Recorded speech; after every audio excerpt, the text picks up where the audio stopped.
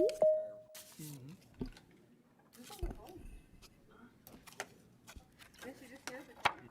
don't know if anybody is. We'll call the meeting of the Minot City Council to order for today. It is Monday, December 6, 2021, 5:30 in the afternoon. I would just once again ask everyone in the audience or at the dais to go ahead and put their electronic devices on silent or on vibrate, and we'll keep the distractions down to a minimum this evening. Roll call, please. Evans. Here. Janser. Here. Olson. Here. Pittner. Here. Pajigula. Here. Ross. Here. And Sitma. Here. Number 2 is Pledge of Allegiance. I pledge allegiance to the flag of the United States of America and to the republic for which it stands, one nation, under God, indivisible, with liberty and justice for all.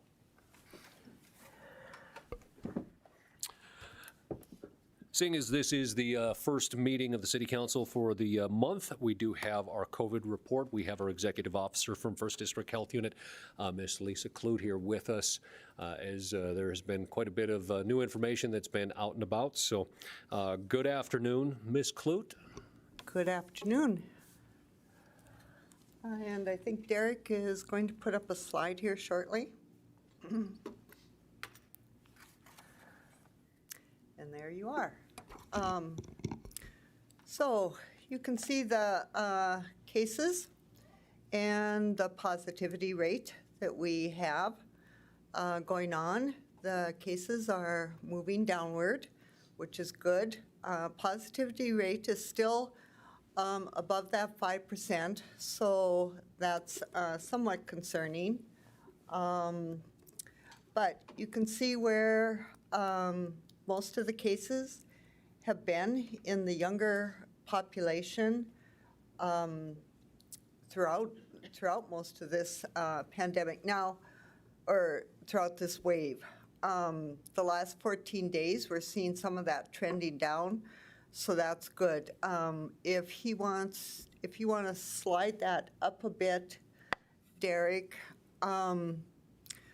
which is the easiest way, and what we watch daily is that trend line.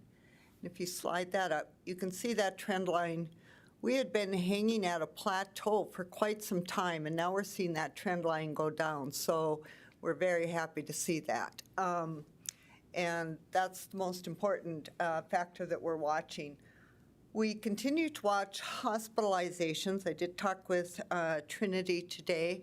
I also know that hospitalizations have continued to be stretched throughout the state. They struggle every week moving patients around throughout the state and so forth. Trinity has seen somewhat of a decline in their hospitalizations, or they have seen a decline. It bumped up throughout the holiday or Thanksgiving time period and a little after that, but now they're averaging about 20 hospitalizations per day, which is down about a dozen from last month at the same time. So Trinity is moving down. That's not necessarily true across the rest of the state. So there's still pushing and pulling going on for beds across the state. So that gives you a quick snapshot of where we are with cases, and like I said, we are trending in the right direction, and we're happy to see that.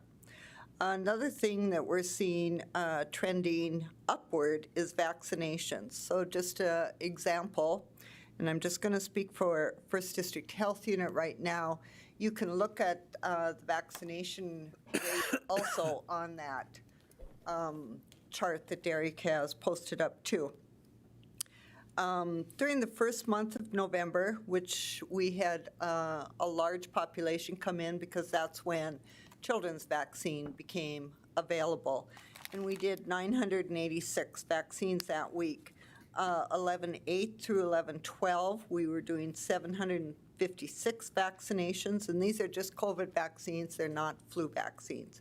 11/15 through the 19, we did 887. The Thanksgiving week was a short week. We only did 448. Last week, we did 1,072. And just today, we did 299,300. So we are trending upward on people accessing vaccine, and we're seeing more people in the younger populations access vaccine. And if you ask who is being vaccinated, that is a real mix of booster doses, first-time vaccinations, and second doses. But we're seeing about a third of each of those areas in our vaccine. So it's not predominantly new or younger or older. It's a real mixed bag of who's accessing vaccine. Our testing has moved down somewhat. We still are testing 140, 150 a day, sometimes more. 140 has been our least populated day. I am thrilled and happy, as you've seen, that Minot Clinic is doing rapid PCR tests. That is something we were advocating hard for at the governor's office and so forth. So that is a wonderful opportunity for people to access a rapid PCR so you can get your results back in 30 minutes to an hour, or approximately 30 minutes. And for travel, that's the way to go for travel. So there was no guarantee if you came and got a PCR test at our location or another location that was being sent to the state lab that you would get that back within that 72-hour time frame in which you needed to be tested for. The Delta variant is still our primary variant. We have not seen a case of the Omicron variant in North Dakota. That is being monitored for and being tested for. They are focusing mostly on the high-risk areas of traveling coming from out of state for the people that they are sequencing for that Omicron variant. They are also continuing to test wastewater, but right now that we have no cases, and we continue to watch it closely. There was a super spreader event that happened out of New York. There was a educational conference and a May conference, and a lot of people from the United States traveled to that conference. Those that is where a lot of the surveillance is going back to, that they came out of that conference throughout the states. So, like I said, we'll monitor it, and I'm sure you will see news flashes once there is a case. It's most likely inevitable at some point. But at this point, we don't. I don't have a lot of firm information that I can tell you about the Omicron virus right now. We do know that it is proving that the home tests are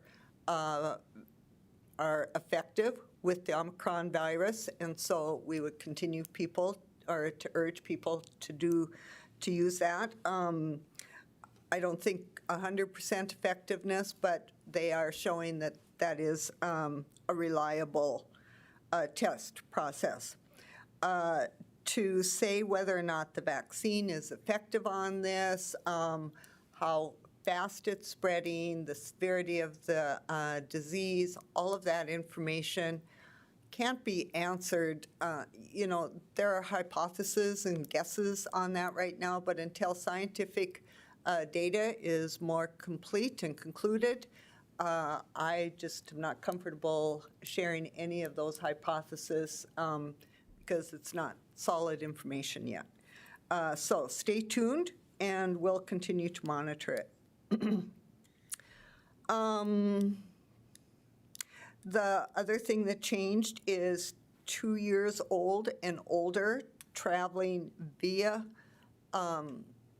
airplanes now need a test within 24 hours prior to flights within the United States. That is not true for all travel, just air travel at that point. That I just became aware of today. So with that, I guess that's a quick synopsis of what all is going on, but I'd be happy to try to answer any questions that you may have. Thank you, Ms. Clute. Any questions for Lisa at this time? Alderwoman Evans.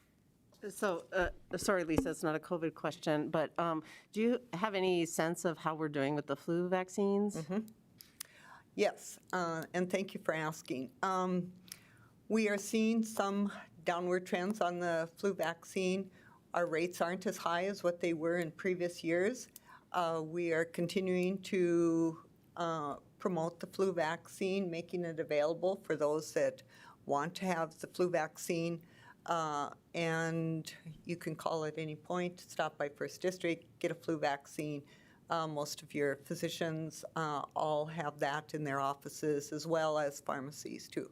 So I don't think it's an issue of access. It's probably an issue of,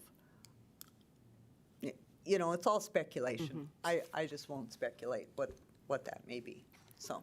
I have one follow-up. So I know there's an influenza strain going on right now in Minot. I know scientists have to predict, you know, what strain they think are we matching up with what they predicted, or is the influenza strain occurring right now different than what they predicted for the vaccine for flu this year? I can answer that Okay. at a later date. I want to double check. Okay, I appreciate that. With Dr. Jethwa Dr. Wigway. And so I want to verify with him on that before I respond. Okay, I just asked because I know there's a strain right now. Yeah, that there is. And there is a strain statewide. We are seeing some uptick in flu cases. You know, if you remember right, last year we just didn't have any flu. Everybody was doing everything to prevent COVID that also prevents flu.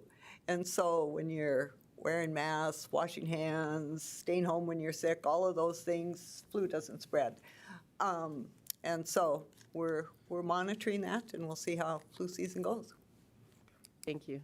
And we continue to appreciate all the work of you and your staff and all of the thousands of people that are coming through your doors every week and with all different kinds of needs and the regular non-COVID, non-flu things as well. And you guys keep on getting up every morning and doing the work for our community. So I appreciate that. Well, and I appreciate that, and I look forward to sharing that with the staff because they have worked tremendously hard, and I am proud beyond words of what all they have done and the hard work that they have put into this last 20-some months going on. So, Thank you. Any other questions for Ms. Clute? Lisa, I appreciate your time. Thank you. thank you. That takes us to our next agenda item, and that is the mayor's report. If you do recall, I was not here for our previous first month meeting, so I have combined my mayor's report for last month and this month here. Go ahead and get to the beginning of it. There it is. So we start off actually back in October. I always like to include these here on the 5th. I was invited to John Hoven Elementary to once again read to all of the second graders and go through a bunch of questions, which is always just a fun and great day. I did have a couple of activities around the 7th, the Day of Hope at the Pursuit in Minot, a very outstanding job done by bringing in a lot of the different resources that are accessible to people throughout the region that may have needs, whether it's economical or other faith-based, which I'd certainly encourage folks, if they haven't had an opportunity when one of those comes around again. On the 11th, then, we did have a number of these, and actually City Council President Lisa Olson had helped as the city mission and values rollout took place over the last couple of months. That was city staff that really was meeting with all of our department heads and staff meeting with the city employees, rolling out the mission and values, and of course then we presented the aspirations from the council as part of that, as you will see a number of those throughout October, November. I did on the 12th go down to Bismarck and testified at the House Appropriations Committee prior to that special session. If you do remember, we had a number of asks that some of them did actually get through on the funding aspect. So I think that that was very productive, and once again, touting some of the different needs for the community in front of the Appropriations Committee on the House side. On the 15th, we did cut the ribbon on the Blue on Broadway, which was well attended, and certainly a great day to see that up and in operation now. We had the City Employee Awards on the 20th, and then we also had the Companions for Children ribbon cutting. But on the 26th, we did meet Task Force 21 with Alexandra Bell. She's the Senior Bureau Official with the Bureau of Arms Control, Verification, and Compliance with the State Department. It was very educational sit down with her and a couple of her staff as they play a very important role, as you can imagine, with the arms control aspect, Minot Air Force Base. And as an individual that I think was new into that position, who had played a number of different roles that weren't necessarily always in favor of some of the mission aspects of Minot Air Force Base, I would call that a very productive meeting for the task force and for Alexandra Bell. So on the 21st, we also did have a discussion with FEMA regarding our risk maps. We have seen a press release roll out since that time and continue to work forward on the next phase of what that appeal is looking like. Another rollout on the 8th.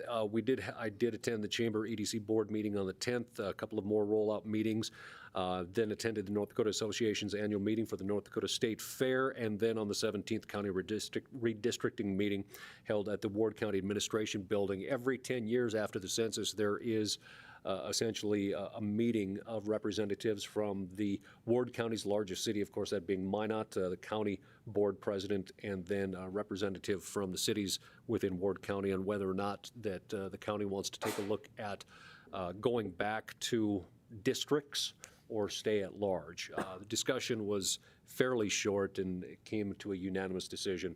At large is still the best representation for Ward County. I did attend the special school board meeting on the 18th, and that was the bond proposal presentation. Just as a quick reminder, that final vote, seeing as voting is for another 13 minutes at the administration building right now, but that final vote does take place tomorrow. So please get out and vote for everyone for the city of Minot.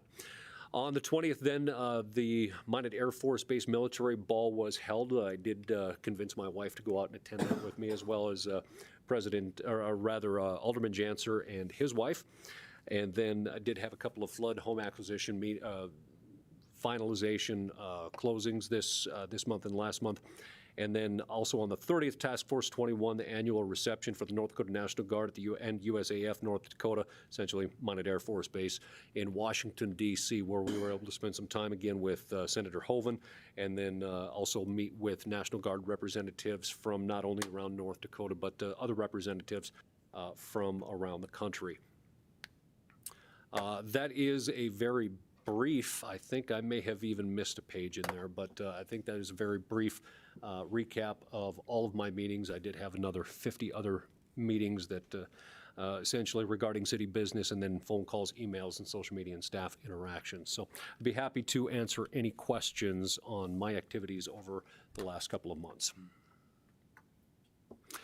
If not, I do have, I was just taking a look to see if I have any appointments. I don't believe I do on this month.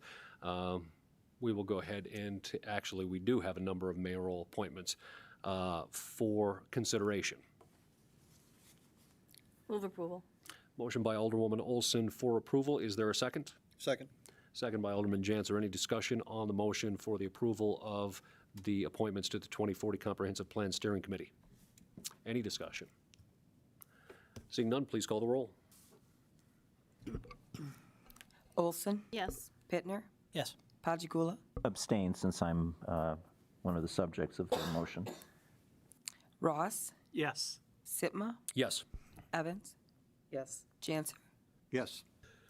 Motion is approved. That is the end of the section for the mayor's report. Moving on to number 5, this is the city manager's report. Mr. City Manager. Yes. So as the mayor talked about, we've been working with a lot of presentations with regards to rollout of a new mission statement and values for the organization. And I would like to do a brief presentation on that tonight. But before I do, I want to make sure there wasn't any questions on anything else within the city. either from staff or myself. Okay. Also in that is included the annual report from First District Health. That's in compliance with their contract with the city for funding, so that is there for your review as well as accessible to the public going forward as well. So with that, I would like to give you a brief executive summary of the presentation that we've been providing to staff. Overall, we did a number of these presentations. We wanted to reach out to have interactions with all of the staff together. As you can imagine, with all of our schedules and everything else, trying to get these scheduled with an opportunity to get in front of all the staff took some commitment. I'd like to express some appreciation to the mayor and Alderwoman Olson, as well as the rollout team that was a key in helping this get done. The rollout team included our city engineer, Lance Meyer, our HR director, Lisa Junt, and then we had our finance director, Dave Lakefield, public works director, Dan Jonason, and then our police chief, John Klug, who were all a part in helping roll this out to staff, in addition with myself. Each of these presentations took anywhere from about 45 minutes to an hour to do. I didn't think that you would want to sit here and listen to this for that long this evening, so again, I prepared a more executive summary here that highlights the key points and objectives going forward. So here's our mission statement: serving our neighbors, building our community with pride. And ultimately, this came from a significant amount of employee participation coming out. And so, as you recall, it was probably back May or June, we had the retreat with the council where you developed the aspirations. We followed that up with a retreat for the city management staff where we had the same facilitator come in and take us through some exercises. And in preparation for that management event, we distributed a survey to all employees outlining some questions with regards to what they identify as what we do, why we do it. And that survey data was then used by the management staff to develop the mission statement and the values. And so in here, serving our neighbors, building our community with pride, really came as a result of input from the employees specifically that management then consolidated into the mission and values. And the goal and objective here was that we weren't creating anything significantly new or different in expectations for employees. Rather, we were trying to reinforce what our employees already self-identified as things that they take pride in, that they value within our organization and what they do on a day-to-day basis. And one of the key pieces of that was, I think sometimes as city employees and public servants, I think sometimes they feel like it's forgotten that we live here in this community as well. We are neighbors. Our kids go to school here. We're at community events and doing different things. And that was the thought process behind the statement of serving our neighbors. We're neighbors too, and we're here and we're part of this community. And then PRIDE is an acronym for the 5 values that have been identified for the organization through the input of our employees. And so with that, I'll talk about what those values are. And it's these 5 values, and that is professionalism, responsibility, integrity, dedication, and excellence. And again, these results came out of the employee survey and were consolidated down by the staff, or not the staff, by the management team to put this in a succinct format that tied into the mission statement and then also in these values and these pillars. So I pretty much went through a lot of this here in the presentation. Again, the input was on who we are, what we do, and why we do it. Here's some examples of the data and the feedback that came back from that and who we are. And staff identified that they're dedicated, hardworking community members striving to make a positive impact on the community. What we do, staff maintains a high quality life, keeps the community safe, provides essential services, keeps the city running, serves the community, all these different aspects. And then why we do it? We do it because we have a passion about making a positive impact in the communities that we live. And we have a sense of obligation in the community that we live in. We take pride in what we do every day, and we're dedicated. And we want to serve the public. And again, all that was boiled down into the mission statement and the values. which again, these values are these 5.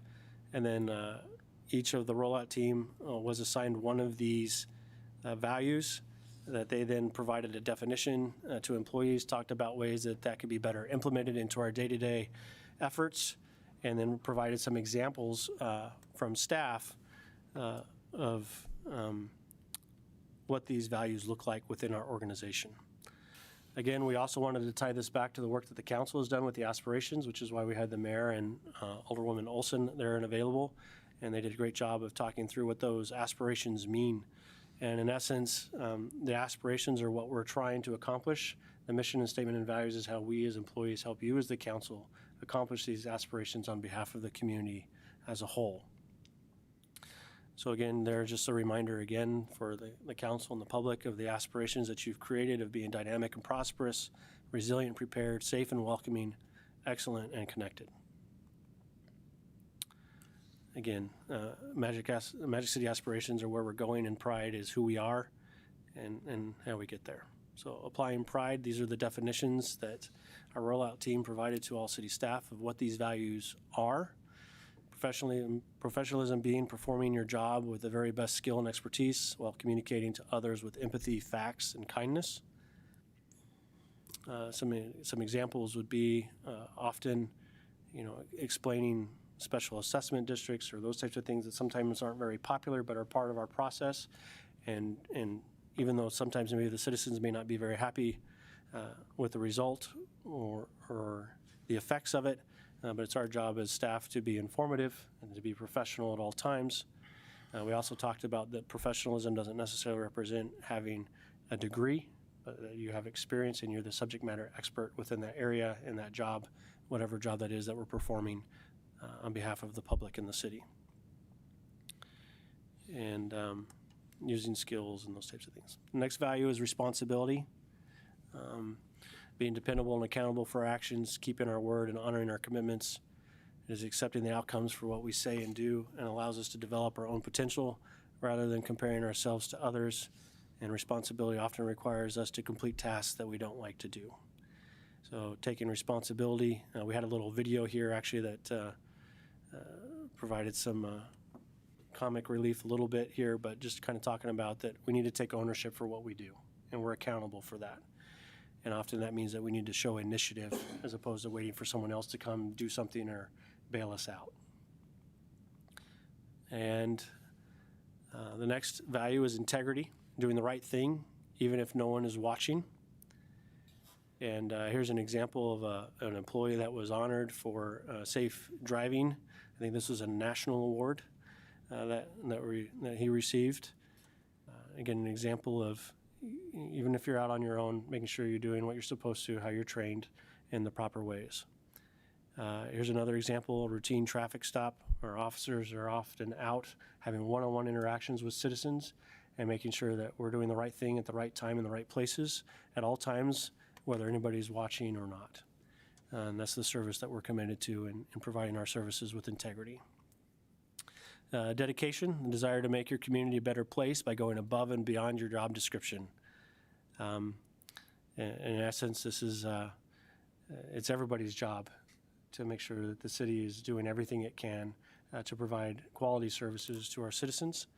And here's some examples. Here's one of our sanitation workers who takes a great deal of passion in knowing his route and the people on his route, and knew it was this little boy's birthday and took the time to stop that day and give him a few minutes, gave him a tour of the truck and had some interaction with him on that day.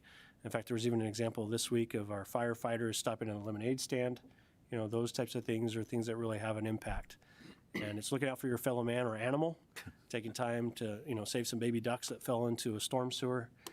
It's those positive things of being a positive to the environment and the community and everything that makes up where we are. And then some examples of dedication from the Public Works Department had to do with when our sanitary sewer main broke. It was on a weekend, and we had a lot of dedicated staff that came in that already had plans, including one that had a daughter's birthday party planned that was hoping to be there and wasn't able to be there for that. when we had the water restrictions over the summertime due to some of the stresses because of the loss of wells and stuff, we had some dedicated staff that were going in at 2 o'clock in the morning to check data and make sure everything was operating as best as we could get it to go. These are just some great examples of dedication that our staff is already doing on a day-to-day basis in serving our community. Last one being is excellence. Excellence is achieved through the habit of always striving to do better, is the definition. And again, some examples, again, with the holiday season, our police department is very involved in collecting toys for individuals in need and doing public service in that way.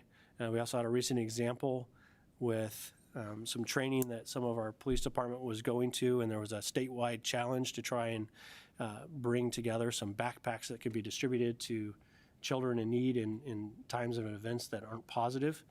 And again, there was a statewide goal for 50, and with a challenge from the police chief and the response of our police department, the city of Minot alone contributed 51 backpacks to that program for the state.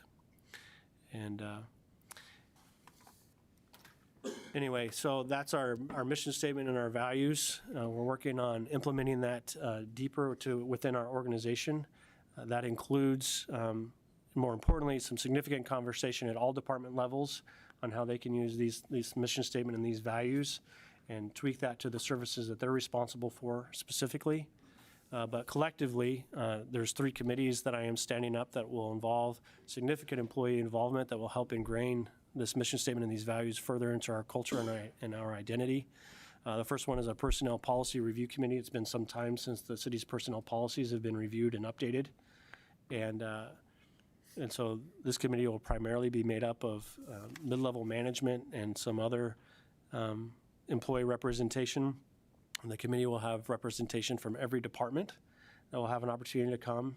And the representatives of that committee will be communicated out so that every department knows who is representing them on that committee so they can communicate to that committee of issues and concerns or suggestions with regards to personnel policies, so that those items can be considered and explored and researched.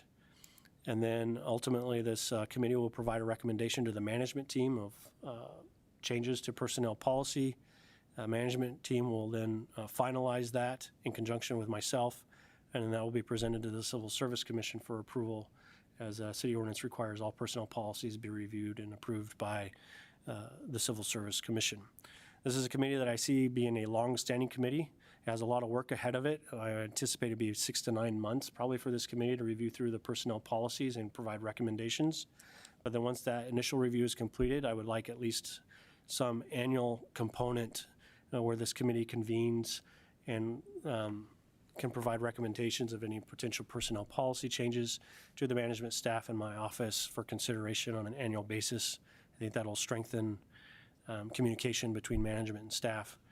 And obviously one of the key objectives here will be is implementing and incorporating the mission statement and values throughout the personnel policies of the city. The second committee will be an employee recognition committee. Being a father of 6 and a grandfather of 1, I've learned over my lifespan that it's more effective to reinforce good behavior than it is to punish bad behavior. And who better to tell us how to meaningfully recognize employees than employees themselves. And so again, this committee will be made up with representatives from every department. It will primarily be made up of employees with minimal management on this, and they will help create a recognition program that reinforces the mission and the values of the organization. I see this as being a long-standing committee and an ongoing committee, because not only will they create the recognition process, but they will be the key element in identifying employees and recognitions, both immediate recognition and annual recognitions with regards to the values. And then the final one is establishing a performance review process committee. We're in the process of completing our annual performance evaluations right now. In fact, the end of this week is the deadline for having those complete. But the performance review process is where we keep ourselves accountable. So incorporating the new mission statement and the values within the evaluation process, that we are regularly keeping ourselves accountable to that statement and these values is important. And so having employee input into what that performance review process looks like, the forms, the expectations, and they'll have some input into that. That will pretty much be just kind of a one-time committee. Once that's completed, we'll continue to use those performance evaluations on an annual basis. But that'll be communicated out hopefully soon, so that way employees understand the expectations of them for performance evaluation at the conclusion of the 2022 year. So with that, I'd be happy to answer any questions that you have, but that's a very abbreviated version of an hour-long presentation with a lot more examples and in-depth conversation with employees. But hopefully, I hope the council has some satisfaction in how it ties to your aspirations and the work that you have done as a council, but ultimately how we're trying to push the organization to continue to be accountable, to provide quality services, and in a way that we take pride in. So I'd be happy to answer any questions or hear any feedback that the council has with that. And I intentionally presented it to you and the public because I expect that you will help and the public will help us keep ourselves accountable and how well we're doing on this mission statement and these values as an organization. Thank you, Mr. City Manager. Any questions regarding the presentation or any other items discussed? Thank you, sir.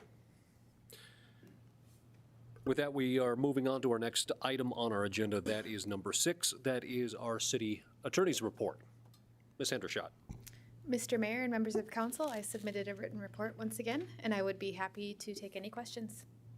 Any questions for our city attorney this afternoon? Thank you. Thank you, Kelly. Moving on, that takes us to number 7. This is the public hearings. Public hearing for the annexation of 1.5 block along the North Broadway into the Minot Renaissance Zone. The City of Minot administers a Renaissance Zone program located in Minot Central Business District and extending north along North Broadway and 3rd Street Northeast. Renaissance Zone Review Board recommends the City Council approve the annexation of the 1.5 blocks located in the 1500 to 1900 blocks on North Broadway into the Minot Renaissance Zone. Block 1E is a half block that contains the 15 to 1700 block of North Broadway, and the Block 2E is a full block that contains 1900 block of North Broadway. Again, this is a public hearing. Anyone to come forward and speak either in favor, in opposition, or neutral to the recommendation to the full council. One more call for public hearing of comments for anyone either in favor, in opposition, or neutral to the recommendation before us. Seeing none, what are the wishes of the council? Mayor, I move that we close the public hearing and approve the item with staff recommendations. Motion to close the public hearing and approve the recommendation. Is there a second? Second. Second by Alderwoman Olson. Any discussion on the motion? Alderman Pittner. Thank you, Mayor. I just wanted to say I'm going to support this item. This Renaissance, I'm the liaison to this committee. A lot of good work being done. There's been some debate on whether or not this should extend outside of the Central Business District downtown. I believe this is the future of this program. Where this program is headed to North Broadway, I believe it allows a tool in the toolbox for property owners, investment, to make future investment into North Broadway and other corridors eventually within the city of Minot. It's not going to do it alone, but it's a tool. And I think we're on the right track with this program, and I appreciate all the hard work that everyone's done. Again, we can identify some areas of Minot that could use some and benefit from some investment, and I think this allows that to happen, and this opens the door for that. So I'm going to support this item. Any further discussion on the motion to approve? Alderwoman Evans. Could Mr. Billingsley come up for a couple of questions?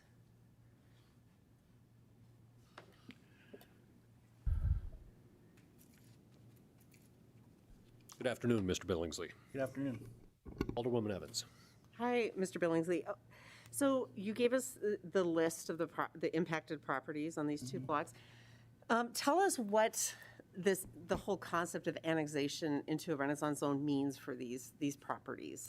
Mayor Sitma, Alderwoman Evans, it means that these property owners can apply for tax exemptions on their property taxes and their income taxes.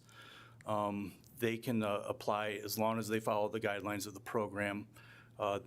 Commercial properties have to invest at least 50% of their property's value in improvements, and residential properties only need to invest 20% of their value into improvements.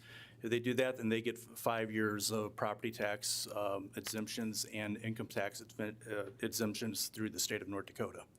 Great. And most of these are commercial properties? I'd say about half of them are residential up in the northwest Okay. part of the area to be annexed in contains residential properties. Okay, so it's a mix. And second, just remind us the general process that you and the process is for, and the criteria for identifying potential Renaissance zones and how this comports with that process or criteria. Mayor Sitma, Alderwoman Evans, the Renaissance Zone Review Board took about 3 or 4 meetings going through this. They carefully looked at all the options available to them.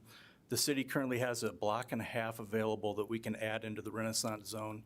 The first block in the map, it's block, let me give you the number, Block 1E, technically counts as a half a block since Minot State University is in this block. It's technically called a government block, so it only counts as a half a block. And then Block 2E would count as a full block. When the Renaissance Zone Review Board looked at this request to annex further north, they looked at all options. They looked, should we go to the west of downtown? Should we go to the south of downtown or to the east? And they felt, the majority of them felt, that going to the north up on North Hill is probably in the best interest of the city to try to spur some redevelopment in that neighborhood. Thank you. Those are all my questions. Alderman Patagula. Yeah, we've had some questions from constituents about kind of the advisability of giving people a significant break on their property taxes for a period of time. And I think you've provided this afternoon some very good information to us on that, very specific, really, really detailed information. For the benefit of the public, could you just give a very brief synopsis, account of how that plays out? If you give people a property tax exemption for 5 years, is there a payback? Is there a payoff period for the city in which after which we start recouping the money we've lost? Could you enlighten the public on that? Certainly. Mayor Sitma, Alderman Padragula.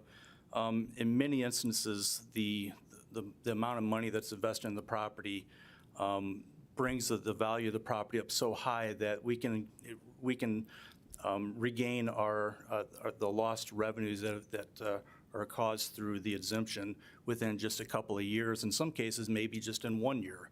Wow. The next case that's on the agenda, that property had a value of $330,000 before the construction began on it. It's going to be somewhere in the range of $2 million when it's completed, so probably we can get that money back in 1 year. That property was a vacant property. It's now bringing in sales taxes to the community too, so it's constantly generating revenue for the city. It's also creating jobs. In most instances, it's a win-win for the community. It helps prevent blight, and it helps reactivate properties within our core rather than encouraging sprawl and going further out of city limits to build new properties and new construction.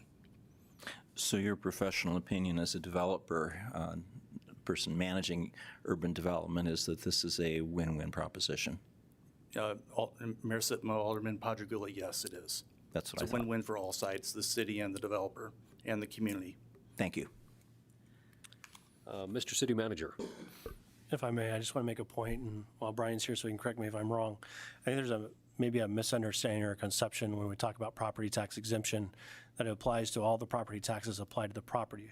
It really only applies to the new investment on the property, correct? So if a property is worth $100,000 and they do $300,000 worth of investment into it, they still continue to pay the property tax on the original $100,000, correct? Mayor Sitman, no, that is not correct. They do not pay, they get an exemption for 5 years. On all A the TIF property tax? would be working like that. A TIF would work like that, Okay, but not in the Renaissance Zone. okay. I stand corrected, because that was not my understanding, but. Derek actually has an example here from a presentation that I gave you 2 years ago. Okay. And The property on the left is a non-residential property. They had to invest 50% of the property's value in improvements. They actually invested $430,000. So it went up from 2003, it was worth $64,000. Today, it's worth $1.8 million.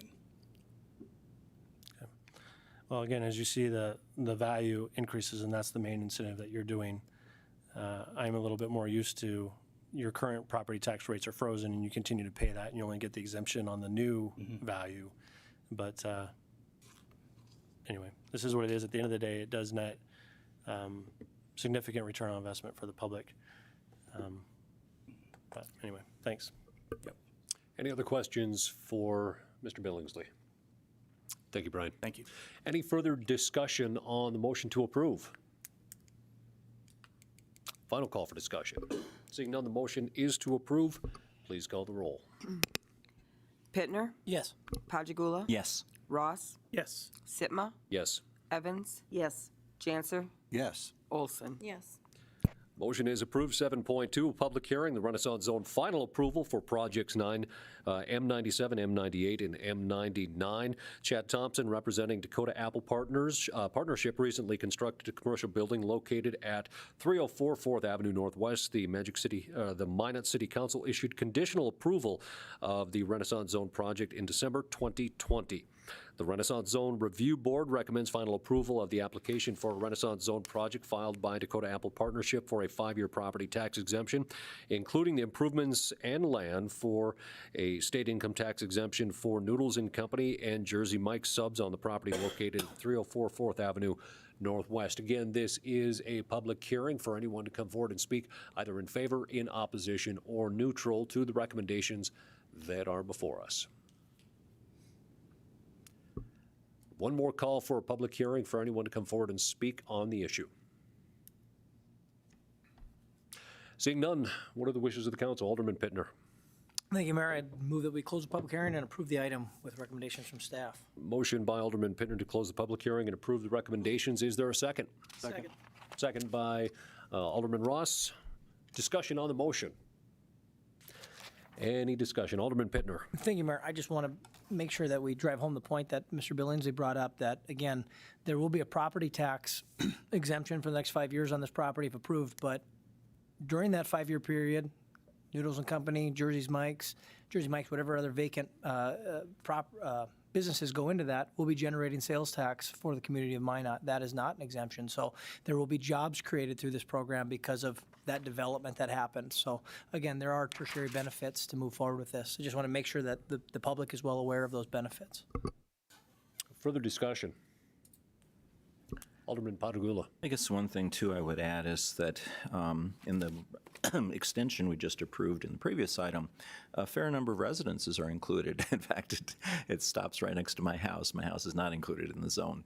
But what's interesting, and I think what's important, is that this is available to residential property owners. And in some neighborhoods, the houses are getting older, in need of renovations. And it certainly benefits anybody. This is not just some sort of tax giveaway to businessmen and businesses. It affects potentially the average homeowner, and I think that's a very important thing, and that's part of the reason I support these kinds of efforts here.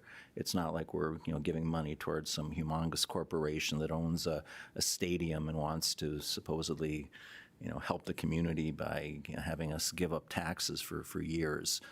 I think this is homegrown kind of self-help community development activity, and that's one of the things that makes me support that on a consistent basis. Further discussion on the motion. Final call for discussion.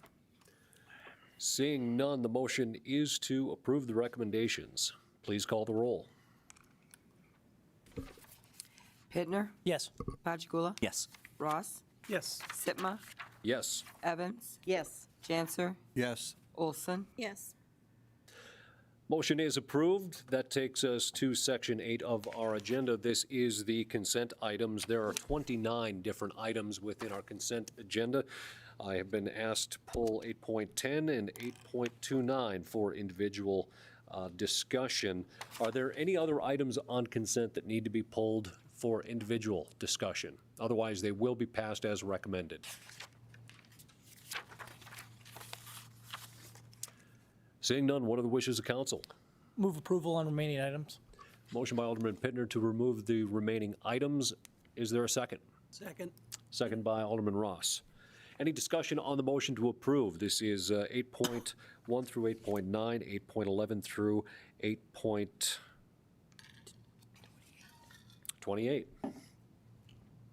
Any discussion? Seeing none, the motion is to approve. Please call the roll. Pittner, Yes. Panchagula, Yes. Ross, Yes. Sitma, Yes. Evans, Yes. Janser, Yes. Olson, Yes. Motion is approved. 8.10 is the amend the 2021 annual budget PD donation. The Minot Police Department received a community donation of $9,000, multiple local from local electric companies. The donation and its use regard the UAV unmanned aerial vehicle have been previously addressed and discussed in prior council meetings. Donations will be used to purchase hardware and related training licensing expenses for a UAV to support the UAS program. Recommendation to council is to amend the 2021 annual budget to increase the police department's general fund contributions and donations revenue and furniture and equipment expenditures for the local donations for an unmanned aerial system originally appropriated in the 2019-2020 budget. Move approval. Motion by Alderwoman Olson to approve. Is there a second? Second by Alderman Pittner. Alderwoman Evans, you had asked for this to be pulled for discussion. I was wondering if Captain Sondheim can come up and just answer your questions. Good afternoon, sir. Hello. So we first discussed this at our October 5th, 2020 meeting, and at that point, I had, stated to Chief Klug that, I'm in support of this program, urged, a written policy to be devised so we have a sense of what the UAV program will look like and how we're going to address the constitutional and tort privacy concerns. Can you tell me where we're at with that, if that's still, being worked on, and how you see that moving forward? Sure. Alderwoman Evans, Mayor Sitma. So what we have is we do have a draft in place. We have had it for quite a while. It was provided to us by Lexipol, who is the company that provides all of our public safety foundational operational policies. With that, I would be very comfortable at this point recommending to Chief Klug to actually enact that policy. That being said, the stance we've kind of taken is as we get some of this training to get our officers licensed in that, we would like to see what that looks like, just to see if we're missing the mark anywhere, to see if we need to add to that policy. But as of right now, we see nothing in that policy that we feel like we need to tweak. It addresses a very strict state law that really provides us that guidance to begin with, as well as the FAA guidance as well. Great, thanks. I just want to make sure we're still on track with that, and I appreciate your work on that. Sure. Any other questions for Captain Sondheim? Alderman Patagula. Respectfully, I'd also like to have you send us, or at least me, a copy of that proposed policy. I, as you know, I'm a firm supporter of law enforcement, but I think, as Alderwoman Evans points out, that there are potential civil liberties and tort implications, and I'd like to see the policy for myself. This is a very unusual, or not very unusual, an unusual kind of case, and I think it's a first entry into highly technological means of observing. And I think the examples you gave and John gave in the narrative here are very good ones, looking for explosive devices, potentially lost people, fugitives, things like that. I think those are very proper uses, but I would like to have my own kind of opportunity to look at it carefully. Every day we hear of encroachments on people's liberties, not so much, well, not here, but in other parts of our country and certainly over the world, particularly in communist China. Things disappear off the internet, and there's enhanced scrutiny of individuals and organizations. And although I certainly have no question, no worry here about our law enforcement agencies, I think an extra bit of vigilance is really necessary. Thank you. And Alderman Patagula, Mayor Sitma, just so you know, the foundation for that policy and the guidance with it really revolves around the Fourth Amendment, which is the respect to privacy and search and seizure. So the state of North Dakota took a very aggressive stance in regards to that and kind of led the front on that, just so you know. Thank you. Any other questions for Captain Sondheim? Thank you, Captain. Appreciate it. We have a motion to approve. Is there any more discussion? Final call for discussion. Seeing none, motion once again is to approve the recommendations. Please call the roll. Olson, Yes. Pittner, Yes. Pajagula, Yes. Ross, Yes. Sitma, Yes. Evans, Yes. Answer. Yes. Motion is approved. That takes us to 8.29. This is the 2022 sanitation truck project, project number 4641. The automated trash collection began in the city of Minot, July of 2017, and since then, as trucks have been traveling the city collecting trash, the trucks have approximately 41,000 miles on them, and the arms for the collection have been operated over 160,000 times per year over the past 5 years. This truck is being purchased to act as a spare as we begin the large repairs to keep the collection fleet on the streets. The recommendation to council, there's two of them. Recommendation is to approve the purchase of the new sanitation truck from the Sanitation Products in the amount of $348,327 for a tandem axle dual arm truck. And two, recommend the council waive the procurement requirements since this equipment is being purchased, matches our current fleet, and is the only dual arm collection truck on the market. So moved. Alderman, motion to approve by Alderman Patagula, second by Alderman Janser. Alderman Patagula, I had a question for Mr. Sorensen. Thank you. Mr. Sorensen. Just as a matter of curiosity, Jason, $348,000 is a lot of money. How much did the trucks originally cost when we bought them, 4 years ago? Ordered them probably 5 or 6. Mayor Sipma, Alderman Padragula, it came up to about a 12% increase over the last 5 years, is about what they went up. Yeah, That sounds pretty reasonable. yeah, Thank you. it really was. Any other questions for Mr. Sorensen? Thank you, Jason. Any other discussion on the motion to approve? Further discussion? Last call for discussion. Motion again is to approve the recommendations. Please call the roll. Pajagula, Yes. Ross, Yes. Sitma, Yes. Evans, Yes. Janser, Yes. Olson, Yes. Pittner, Yes. Motion is approved. That takes us to section 9 of our agenda. These are the action items. 9.1 is presentation, report in compliance with the enterprise agreement between the City of Minot and the Minot Convention and Visitors Bureau. For full understanding, this is not an actionable item. Full understanding, we should have either placed this at the beginning or the end of our council meeting, but as it is in our action items, this is where we're going to hear our report tonight from our Visit Minot Director, Stephanie Shanerock. So, Ms. Shanerock, please go ahead.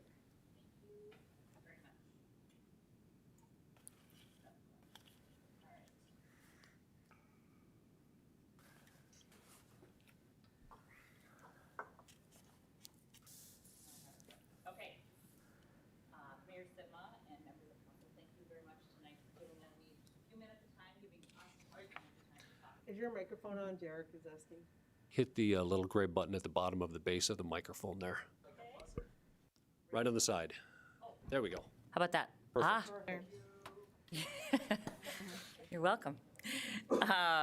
Thank you again for for giving Visit Minot just a few minutes to report on the project from a year ago. It was literally a year ago, almost to the day that we came and you guys approved this project in the first place. So as part of our enterprise contract, part of that agreement is that we report back on how things are going. So just as a refresher, I work with, depending on the section, there's 3 sections: data collection, destination development, and then the third component is event recruitment. Most of what I'm talking about tonight is event recruitment because according to our contract, that's what we report most on back to City Council. A lot of what we report to is actually to Mr. Rosenthal, and I believe he's still here. He was here earlier. And we work with him, I talk with him quite a bit about this program and many other things. So jumping right in to the first component of the agreement is data collection. So what you may remember is we received some of the fundings from City of Minot to pay for the platform that helps us track where people are coming from when they come into Minot, the length of time they spend in the market. You may remember, we draw geofences around different points of interest, like Minot State University in downtown, State Fair and Mesa Arena and others. And then we are able to correlate, and hotels. So we're able to correlate, so people who go to hotels, which other points of interest do they go to? I could talk for 6 hours straight on what we've learned about that, and we won't do that tonight. What I can tell you is that I've done over 5 presentations to different groups. The downtown group, for instance, had a meeting where there was like, I'm going to say 40 people there at that meeting. Did a presentation to them. At our last board meeting, actually Alderman Padrigula came to that and showed our board some of the interesting insights that we've learned and that we use on I don't want to say daily basis, but a regular basis to help make data-driven strategic decisions, marketing decisions at Visit Minot. That is one component on the report that you have in your packet. It outlines what that looks like. Again, I'm not going to get into a lot of the data. If anybody wants to ask me about it afterwards or whatever, I can tell you what I know offhand. But the second component to this program is destination development. And the biggest component to that was training. So the concept behind this is, the Tourism Recovery and Resiliency Project, the whole premise behind it was how do we get our community, how do we get the tourism industry stronger?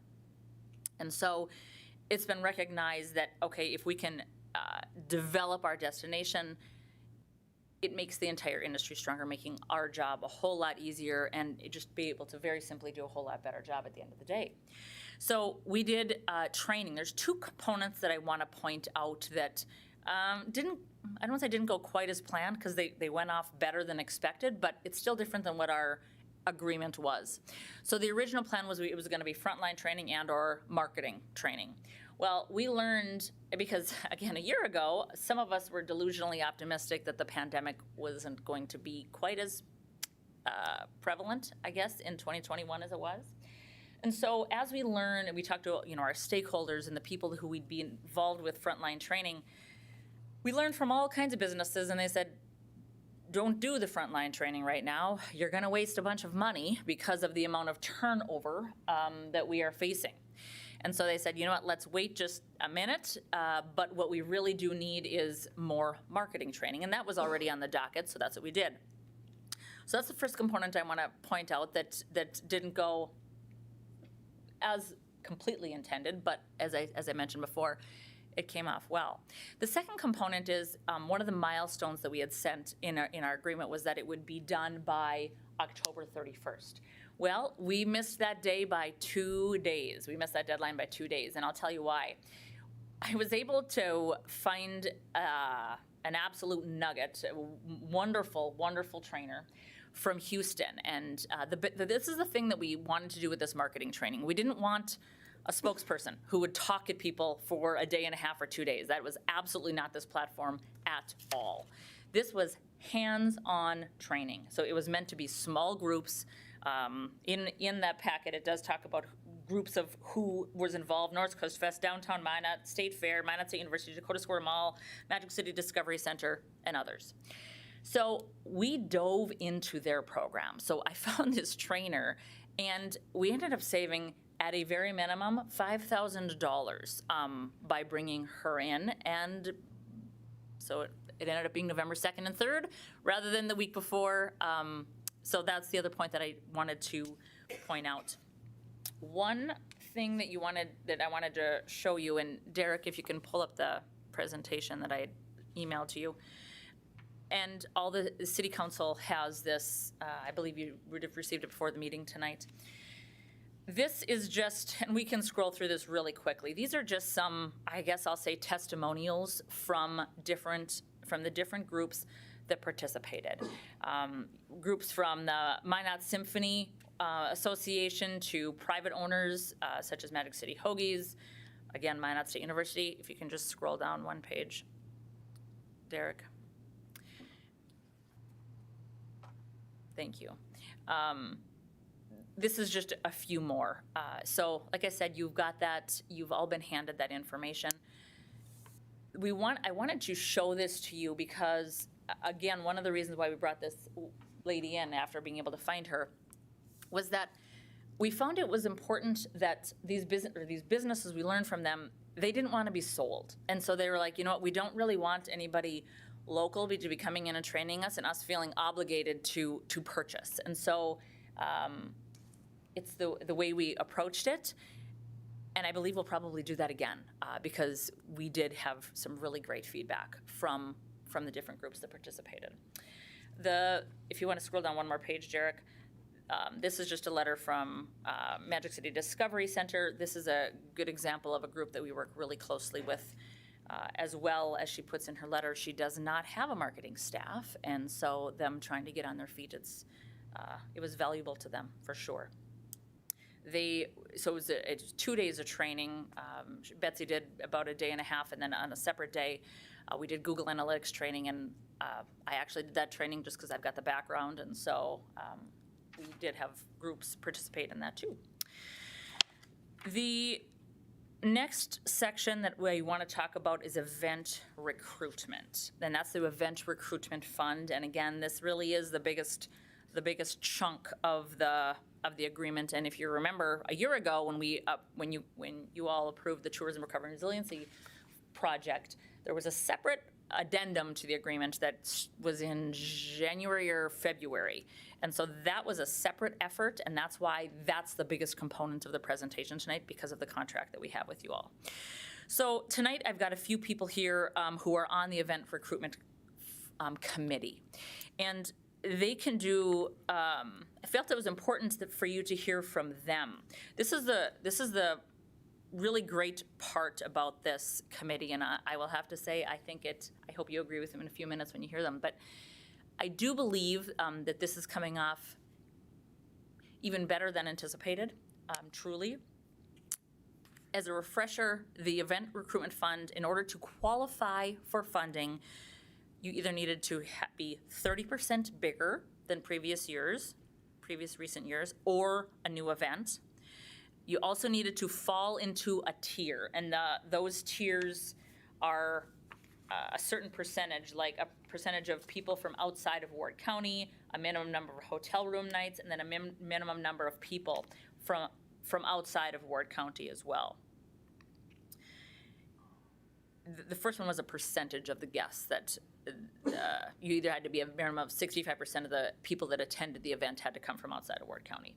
So you qualify for one of the three tiers, and that's how this committee, this recruitment fund committee, decides how much funding that each group is going to be able to get. So tonight, there's actually 4 of the members. As a refresher, there's 6 people on the committee, myself, Tanya Parker, who's on our staff for the Director of Team Events, and then 4 people, Alderman Pittner. We have Molly Wellstead, Rick Hedberg, and Thor Nelson are also on this committee. So tonight, Rick and Thor are going to talk just briefly about what they see on this and what they can bring to the table. What I really love about this group is how different people bring different things to the table, and every seat at the table is incredibly valuable, and we learn something every time we meet. So it's been really beneficial.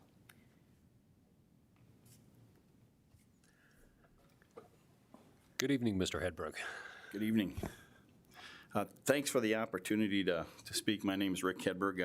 I'm currently the Vice President for Advancement and Executive Director of our MSU Development Foundation. So thanks for the opportunity. I am a member of the Recruitment Fund Committee, and I can tell you that we take our role seriously.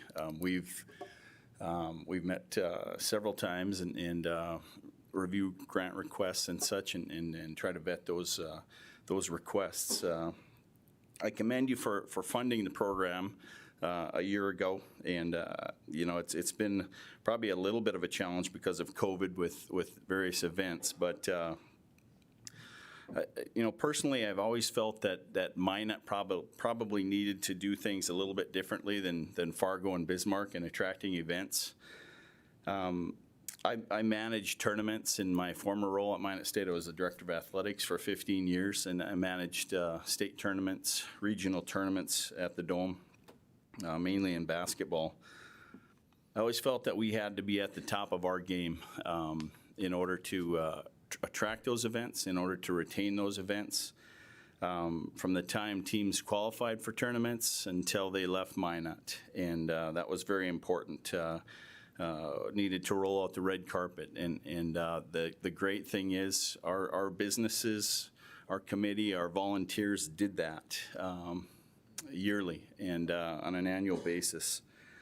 And in essence, I think that's a part of this fund, and it allows us to do that. It allows our event managers, whether it be a youth sport event or a rodeo or any event that qualifies here, to really roll out that red carpet and really take that event to the next level, to allow managers or people that are hosting these events to increase the participation, increase the attendance, and bring more people to Minot, to retain those events so they come back the following year, and so that those folks want to come back. So I spent yesterday afternoon actually officiating a youth basketball tournament that was in town. 3 games. I worked 3 games in the afternoon, and teams from Williston, Bismarck, Watford City, 2 teams from Mulholland Stanley.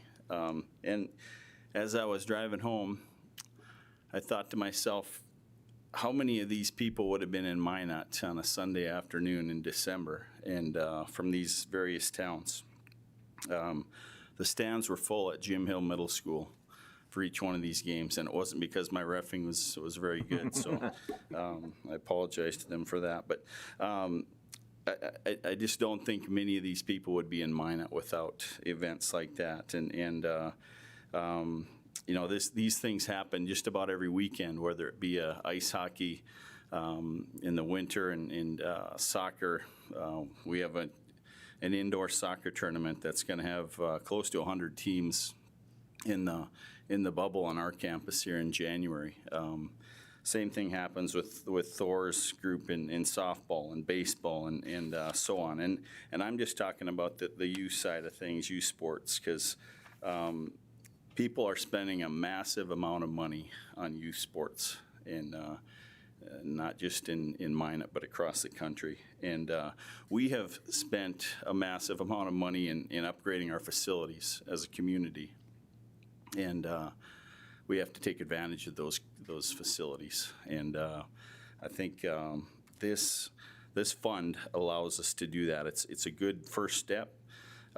As I mentioned, we've had a few challenges with COVID, but I think when you get through these, I think it's a 3-year plan here. I'm not certain on that totally, but I think you'll see that it's been beneficial, and we've put some beds in heads in beds through this whole thing, and those are things we consider in looking at the grant applications. So again, I commend you for supporting it, and I hope you'll see the results as we go forward here. Thank you.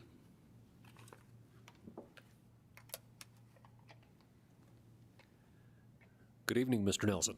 Good evening, Mayor Sitma and City Council members. Thank you for allowing me to speak tonight. My name is Thor Nelson. I am currently the president of Minot Girls Fast Pitch, and for the softball side for the girls program in Minot, and I'm also the state referee in chief for North Dakota Amateur Hockey, as well as I oversee the officials for high school activities. So a little bit on the softball side, a little on the hockey side. I can tell you that as of this past summer, our tournament has been a huge success, and we couldn't have done that without the Visit Minot support over the years. We started this tournament in 2016, and we had 2 teams show up in town, with the exception of our teams. So it wasn't fantastic. The City Council and your facility fund helped build the 2 turf fields, and at this point in time, we now turn teams away because we cap it at 44 teams. Our goal this year is, with the border open again, hopefully we'll bring our 10 to 12 to 15 Canadian teams back down, and we want to go 65 teams and go to North Hill as well. Our tournament now brings in every June 600 to 700 young ladies to play softball, and their entire family comes with. And the younger the girl, the more the family tree shows up. 10U is probably our best attended. They're here for 2.5 days, and you know, you can guess what our young ladies are doing. I think there's a couple establishments in town that have been cleared out of coffee and ice cream, and I know one place had no burgers left on a Sunday. Having this successful tournament, we are now in the rotation for Junior Olympic State Tournament. We had one here in 2019 and had 69 teams in town for 3 days. And that comes out to about 800 girls plus their families in town. It's a lot of hotel nights, a lot of shopping at the mall and downtown, and eating at our establishments. That tournament has now grown to 90-plus teams, and we're looking at next summer, 2023 summer, hosting in Minot and looking between 95 and 100 teams, so well over 1,000 girls plus their families descending on Minot the weekend before the state tournament, before the state fair. I think this impact's felt all over the community. And our program is open to not only residents of Minot, but all the surrounding communities as well. We have fantastic facilities. I can tell you the young ladies want to play in nice facilities. They want nice medals. They want nicer T-shirts, which we put out. And that's the kind of stuff that attracts them to these tournaments. We don't make any money on our tournaments. We literally don't even break even. But for us, it's not a moneymaker. It's one, our families get to have a home weekend and play teams that they don't see all the time. But it's also great for our community. And that's why we do the tournament. It'd be easier for us to just hop in our cars and drive to West Fargo. They have a tournament the same weekend as us, as does Grand Forks. But we attract more teams than both of those communities because of our facility, because of how our volunteers run our tournament, and what we provide the teams. Visit Minot provides the welcome banners, the fantastic brackets. I go to some places and it's a sheet of paper and someone writes on it. We have professional brackets. Everybody loves coming up here to our community. Playing under the lights is something they don't get to do. I think it was brought up at one point that we could just do this for a pot of coffee and a box of donuts. That's not the case. That might have been the case 20 years ago, but it's not the case now. We travel to Rapid City, we travel to other communities, and they want the amenities that we can provide. We can't do that ourselves. We would lose money, and it's just not an option for us. So the softball wouldn't have been possible without the city of Minot, but also without the volunteers that we have in our program. On the hockey side, they don't need as much help. I remember in 1972, my dad was one of the guys that helped start the hockey program here. And they're coming up on year 50 now. Wow. They do very well in their fundraising. They're pretty self-sufficient, but they still have Visit Minot help in areas that they need with the marketing with hotel rooms. That's a fantastic option for them. I can tell you that last year's ACHA tournament that was here, was it as well attended as we'd like? No. We don't control the COVID. We don't control that the border wasn't open. And a large percentage of the girls that play in the college hockey are Canadian. And they travel busloads to these tournaments to watch. Wasn't an option last year. So going forward, do all these tournaments that the fund helps, do they have a big economic impact year one? Probably not. Year two, possibly. But years 3, 4, 5, like we're in year 6 of our tournament, and we are maxed out on teams. And we are selling out hotels in town. So I think to look at just the immediate economic impact would be short-sighted. I think we have to look at it as not only the first year, but going forward. What does it do when these tournaments succeed and continue to grow in the future, both softball and the hockey side? I'd be happy to take any questions if there are any for me. Thank you, Mr. Nelson. Any questions for Thor? Thank you. Appreciate it, sir.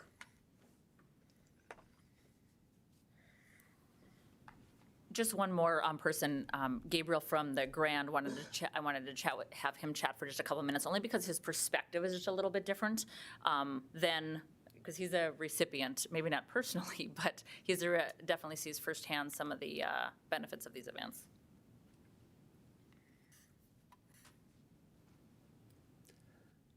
Good evening, sir.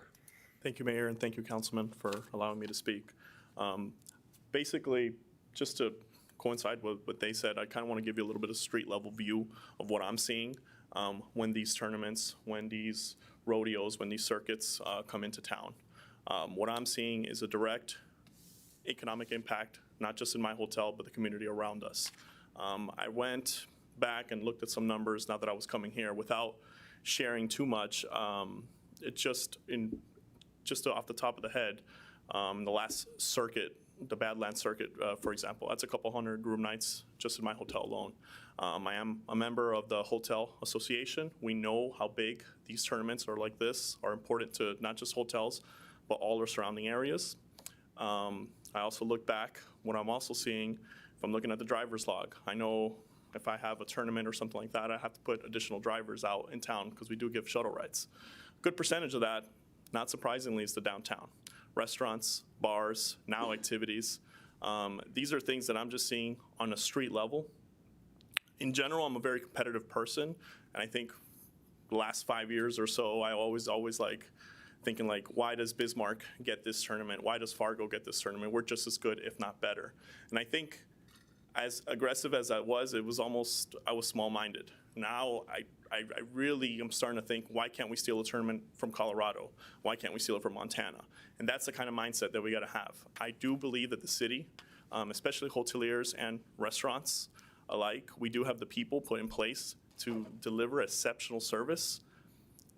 We just got to get them here. And unfortunately, the days of us just sitting waiting for phone calls, just like my hotel and everybody else's, it's just not going to happen. We actually got to get up and do some work, and some of that might take money. So I'm just giving you guys a street level view of what that actually takes from a guy that's really greeting these guests, these tournaments, everything from they land on the plane or they come on the bus. We're greeting them first, and we give them the first impression and the last impression they leave. So if you guys have any questions, I'm here to answer. Any questions for Gabriel? Thank you, sir. Thank you, and I wanted to point out too that Gabriel is a member of our board of directors as well.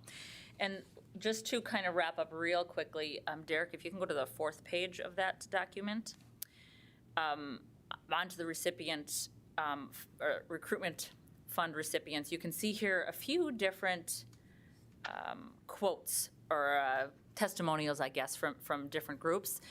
There's a few different people that were going to be here tonight.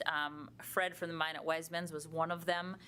I won't reveal what they've got together, but I'll tell you what, they put on a really phenomenal event this year, and they have got big plans for next year. One of the reasons why I was hoping he could be here tonight is because while we're talking about, helping them with funding, the other component to that, when I met with 4 of their, I guess I'll say board members, was about marketing and how we could help support them in that realm, just to step it up even a few more degrees there. The other person that was going to be here tonight, and he just landed on a plane, was Max Wepler from the Badlands Circuit Finals. What's really cool is that the funding, he's just flying back from the NFR, and they just secured 3 more years, and they are pretty optimistic that we're going to be able to get a total of 6 years out of that event. That's another one where when they came to town, and that event was at the Grand, or the rodeo wasn't at the Grand, but they were hosted, I guess. Their host hotel was at the Grand. They asked if I could do a marketing seminar for their different rodeo committees. And I did, and they were very happy with that collaborative approach, I guess I'll say. The last point I want to bring up here is, Sheila Girding. She was the other person that was going to attend tonight, but she's on the court tonight, so she was not able to attend. Just to kind of paint the picture of how we work with some of these groups, and I'll tell you what, Sheila is a really great partner to us, and we've got a lot of them in this program that we've built over the past few months. Sheila, 2 months ago, she said, you know what we could really use? We could really use a web page for these tournaments, so that, because you know what, she's still on the court tonight. I mean, she's, besides a working person, she also is volunteering and is a mom and all these other roles. The last thing she has time for is managing a web page. And so Visit Minot actually created a web page for all of the tournaments. And so she can give us these are the ages, and this is how much it costs, and all the stuff for it. We put on there the hotel room blocks that are available. So when all Sheila has to do is send out one link to all the coaches, and it stays the same because we are constantly updating it. When she's got the brackets, she emails them to us, and we upload them. So we literally just got this on its feet, and so it still needs to be developed a little bit more with more tournaments. But I think that in my head, paints a really accurate picture of the importance of what Visit Minot is doing, and that it is far more than just the funding. That took a little bit more time than we anticipated, so I apologize for that, Mayor Sitma and members of council. But that's all I have for the presentation, if there's any questions. Thank you, Ms. Shanrock. Any questions on the Visit Minot presentation? Mr. Mayor. I think Alderman Patagula had his hand up first. Alderman Patagula. Thank you. I had the privilege of attending the last monthly meeting of the Visit Minot Board, and Paul is the regular representative from the council there.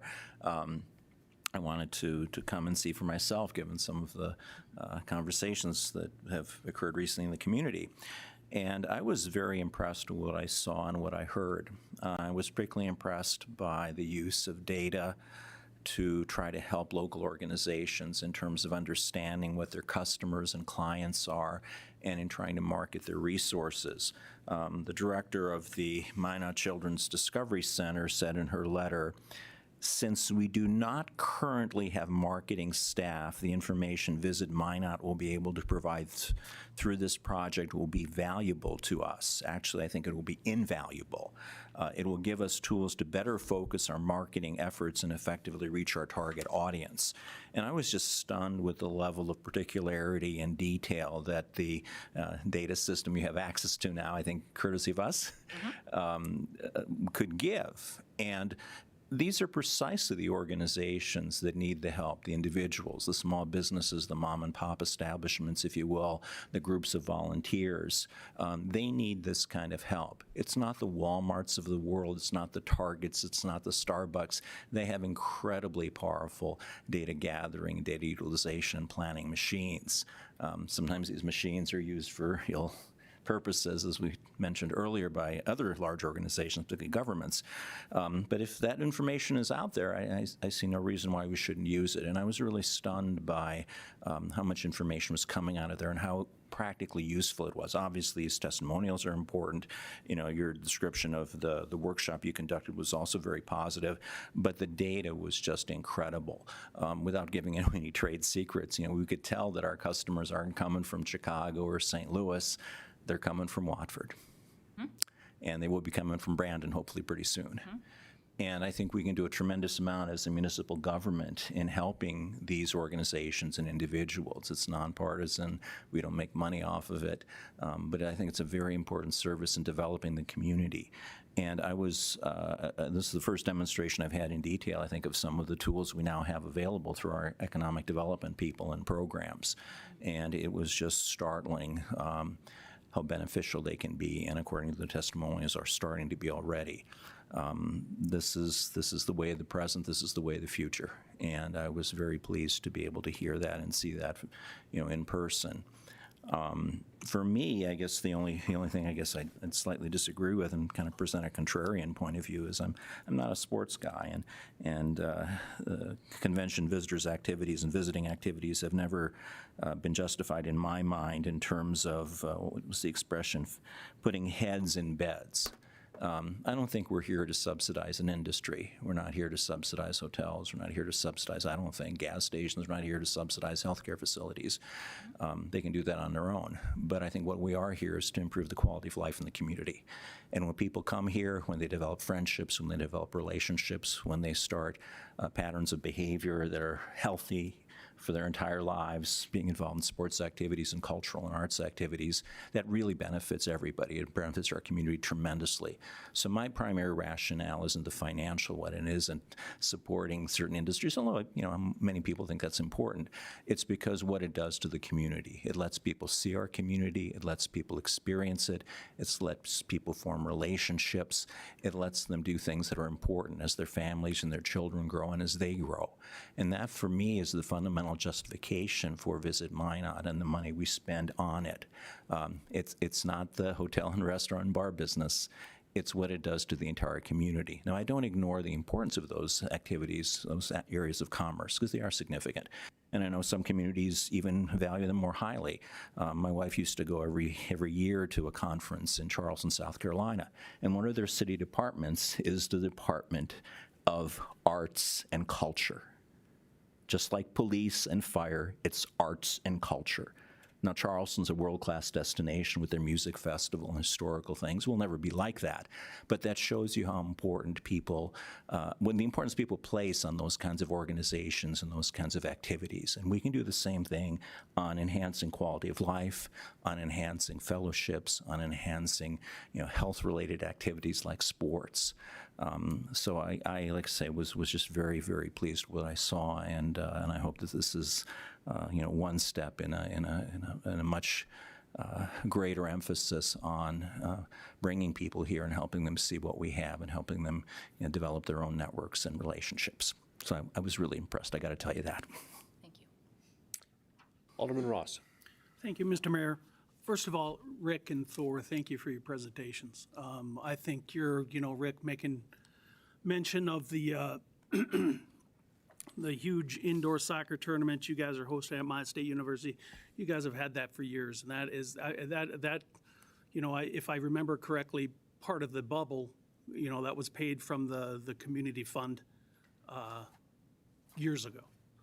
But I mean, that just tells you that it's a wonderful community facility, and people are taking note of it. So thank you. And Thor, that softball tournaments that you put on, you've grown that for years. That's wonderful. I've been to it, just like I've been to the soccer tournament. I mean, that's, just as we want to bring people to town, we also want to bring people from town out to those events and out to those facilities to really see the investment and see what it takes and see what it gets into it. So, and I know it takes volunteers. I know it takes student athletes and volunteers to pull that off. So kudos to you guys on that and to your organizations. I love youth sports. Looking at the list here, the event recruitment, the recipients, Stephanie, if you can just go through it and tell us which ones grew and which ones were new events, and how much did they grow by? Sure, and now you know what? I have a whole binder of information here. I don't know that I have the exact numbers of the number of teams. I can tell you the American Collegiate Hockey Association, that was a new event. Magic City Youth Baseball, the Midwest Regional Cal Ripken 10U tournament, and specifically, has not been here in more than 3 years. It may have been here I'm sure it's been here at some point in the previous, I don't know, however many years Cal Ripken they've been doing Midwest tournaments, but essentially that was over 3 years. So that's a rotation, right? That was considered a new event. The Wiseman, and you know what, let me back up there a minute. When the Magic City Youth Baseball, when we talked with them originally, in theory, that's a 12 to 14 team event, or teams is what they usually, that's how many they projected. They ended up with 8, which, they didn't know that until literally because they qualify a week before. And so that was certainly less than expected. But I can tell you that direct spend that you see there of $336,889 is based off of the less amount of teams, and it still qualifies for a Tier 2 event. As with every event we have a pro forma, and then we have a report of performance. And those are literally done before the event when we think we've got this coming in, and then after when we actually know what came in. So that number that you see there is is after, basically, with the 8 teams. And just as a reminder, when we're looking at this direct spend, this is the most conservative calculator out there.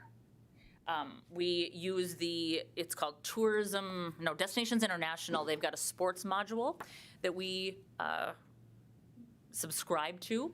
And this is literally the most conservative number that we can possibly give, because that's where my comfort level is. So that when we get asked, well, wait a minute, that seems like an embellishment, I can tell you it's not, because we look at this in the most conservative manner we possibly can. With the Wiseman's PBR deal, that was a new event. Wiseman's part wasn't, but the PBR was. Badlands Circuit Finals, so this is what we had on that one. That was a 30%, that was kind of a, I mean, the Badlands Circuit Finals part wasn't new. They did have some growth, but what was new is the Barrels Breakaway Team Roping and Vendor Show.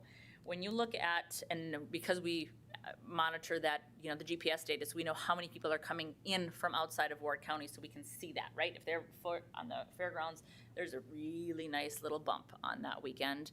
And I spent the weekend out at the fairgrounds, and there was a lot of humans out there. So that event was a blend of growth and new. And I can tell you that I won't tell you what they have going, you'll have to ask them for themselves, but I can tell you that they've got some plans in the future to grow more. They've got some aggressive plans in place. The National Dart Association Regional Tournament, I believe that one was new. Honestly, Tanya Parker, our Director of Team Events, is the one that worked with them, and that was just this past weekend. And the number you see on here is 121. That was our original number. After talking with the event and the Clarion today, that's been bumped up to $183,588 because of the people that came in and what they came for and the number of hotels that it filled. And then the Lakers Shootout Basketball Tournament, this was a growth one, and that again was this past weekend. Mr. Feller, who is a really great guy to work with, he has flown to, I don't know if he's Phoenix, somewhere for work, and so we were trying to get updated numbers from him today, and we've only gotten some, so we haven't updated that number yet. But what I can tell you on this is that, as with most marketing, costs a whole lot less money. Retention costs less than acquisition. It's just smart marketing. And so while we're trying both, we can't be delusional. I mean, this was just approved a year ago. It really got implemented in March during a pandemic, so I think our expectations of thinking that there was going to be like multiple new events in 2021 probably shouldn't be expected. We worked for it and tried, and we got some. We look forward to what we can do in the future. Any big tournaments are planned a few years out. Our conversations with ACHA, for instance, we got lucky because they got canceled out of Boston, so we had to turn around that on a dime. Fortunately, the staff at Mesa and the Park District staff are phenomenal, and they were able to make that work. But what's been built there is a relationship, a bridge that says, what that looks like in the future. Next year they're in, or what year? Yeah, April of 2022, they're in St. Louis. The year after, they're contracted already with Boston, and Craig, Executive Director for ACHA, has already talked to them. We're in discussion with them about getting them in future years. So that, I hope, answers your question, Alderman Ross. And it all comes down to about $2.8 million from the direct spend. How much of that do you think can be credited to your organization to help for what they've done? I don't know how to answer that. I guess Mayor Sitman, Alderman Ross. I guess how I'd answer that is by saying I think I'd talk to each one of those and say, you guys tell me what was helpful. I can tell you ACHA wouldn't have happened if it wasn't for Visit Minot going after that. I can say that with a lot of confidence. The Lakers Shootout one, Mr. Feller would tell you that, he grew his event, and I can't remember if he grew it with adding boys teams or girls teams. We're talking about another tournament, basketball tournament with Minot State in April, and that's, they did the opposite. So we're working with a lot of different events right now. So I can tell you that Mr. Feller is incredibly appreciative of it, and he'd probably be a better one to answer that question. The perception here is that it was, $2.8 million in a direct spend because of this program, and in all actuality, a lot of these things were happening well before, and there has been some growth, but I'm still kind of looking at the $10 million at the end of the program. Getting back to the data, though. And Councilman Padragula made mention of it. With the data that's been collected, I mean, can you share with us what would be our top 3 markets that we need to target? Mayor Sitman and Alderman Ross, it depends what you consider top 3, because there's a lot of, that's a really general way of looking at it. When we look at it, we say, okay, when we compare it to credit card spend, I can tell you that Stanley, Williston, and there's another one, it's not Crosby. It's a smaller one. Hold on, let me think about this. Stanley, Williston, Watford City is another one. When you break it down, what happens is with the data, when you break it down by like, where are they going? Are they going to downtown? Are they going to the mall? Are they going to the State Fair Center? Where are they going? The answers are different. And this is the other thing we have to look at. And that's why I'm like, we can't look at it short-sighted. When we look at it with a broad strategic view, we say, okay, hold on here. Yes, Stanley and Newtown are incredibly valuable to Minot, North Dakota. Are they staying in hotels? Not a lot of them, but they're coming here and dropping a lot of money. And we know that because we look at the credit card spend. So you have to look at the number of people from the market, and then we look at a separate data set that looks at the credit card spend. So when you say what's the most valuable, it's like, well, if we look at the number of dollars spent here, Newtown's very important, Wilson's very important, as is Bismarck. Any follow-up questions for Ms. Shanrock? Just a couple more. Okay. In your presentation, you talked about data-driven decisions made. Give me an example. What types of decisions have you made from the data that you've collected? Specific. Yes, I understand. Thank you. Mayor Sitma and Alderman Ross, I appreciate that question more than you know. Because we are just right now running a campaign, and it is a holiday campaign. And so what we are doing is we are targeting people who were in Minot with their cell phone between 2018, 19, and 20, or I guess up to 21. And we can target them. Of course, they have to come from outside of Ward County. And we are targeting them with ads. Obviously, we base that off of the markets that we specifically know. Let me give you another example. We did the same thing for the North Dakota State Fair, and we ran 2 campaigns. One was for hotels, saying, hey, you're looking to come to Minot, you don't have a hotel, go here. Second set of ads said, looking to book for the North Dakota State Fair, and we directed them directly to the North Dakota State Fair webpage. What was really cool about that, though, and the part that I found the most valuable, as did the State Fair, is it gauges not only, okay, I mean, I think we spent $500 on that campaign. I mean, that's one of the benefits of digital ads. But so you do this campaign, and then there's attribution, which says, okay, that cell phone was here in whatever, 2019, 2020. We push an ad to them. Oh, and guess what? They were at the fair in 2021.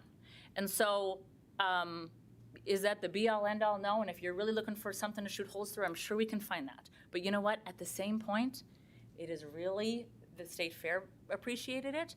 Right now, we're running it for a campaign for downtown and the mall, and asking people to come to Minot and spend a little bit of holiday time here. We were just on a phone call with them today, and so far the campaign is performing very, very well. It's got another 12 days or something like that, 12 days to run. And your organization is funded through the lodging tax, correct? Mayor Sitman, Alderman Ross, we are funded through a few different ways. We are funded through primarily, yes, through a lodging tax. We get a little bit from car rental tax, but as I've mentioned before to this group, the CVBs that are excelling are looking at it, looking at tourism in a much more broad strategic sense, and not so narrow-minded, saying we must fill hotels, because that's what's feeding us. If we can support the community, in the end, the hotels are supported, and that's how we've seen the benefit we have seen so far. Any other questions for Ms. Shanrock? Alderman Pedner.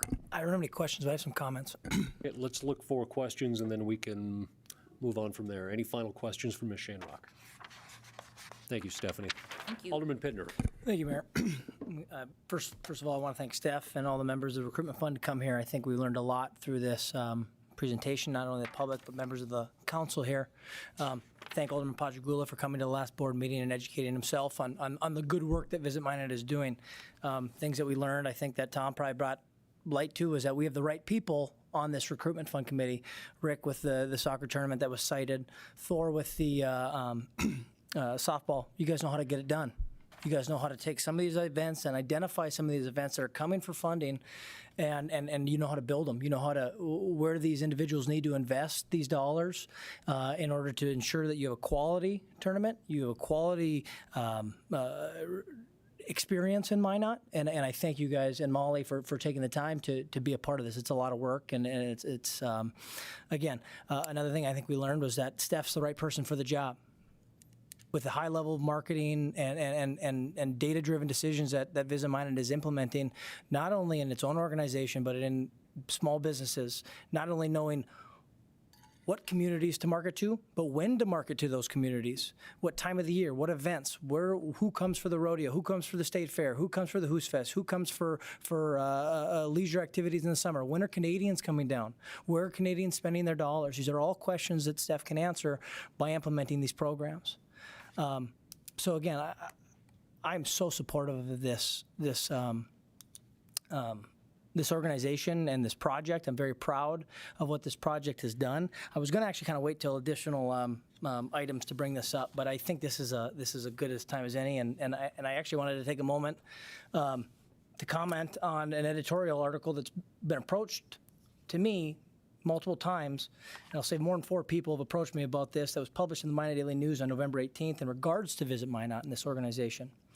The article mostly provides concerns that the writer, the editorial of the editorial, has of Visit Minot trying to provide a startup studio and group working space, an incubator, if you will, as part of an EDA grant through the funds provided by the federal government as well as a local cost share.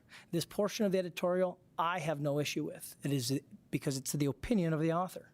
However, the final paragraph goes on to say, the people of Minot should expect more and get more from Visit Minot, considering the hundreds of thousands of dollars we entrust to Visit Minot each year to bring tourists, tournaments, conventions to Minot.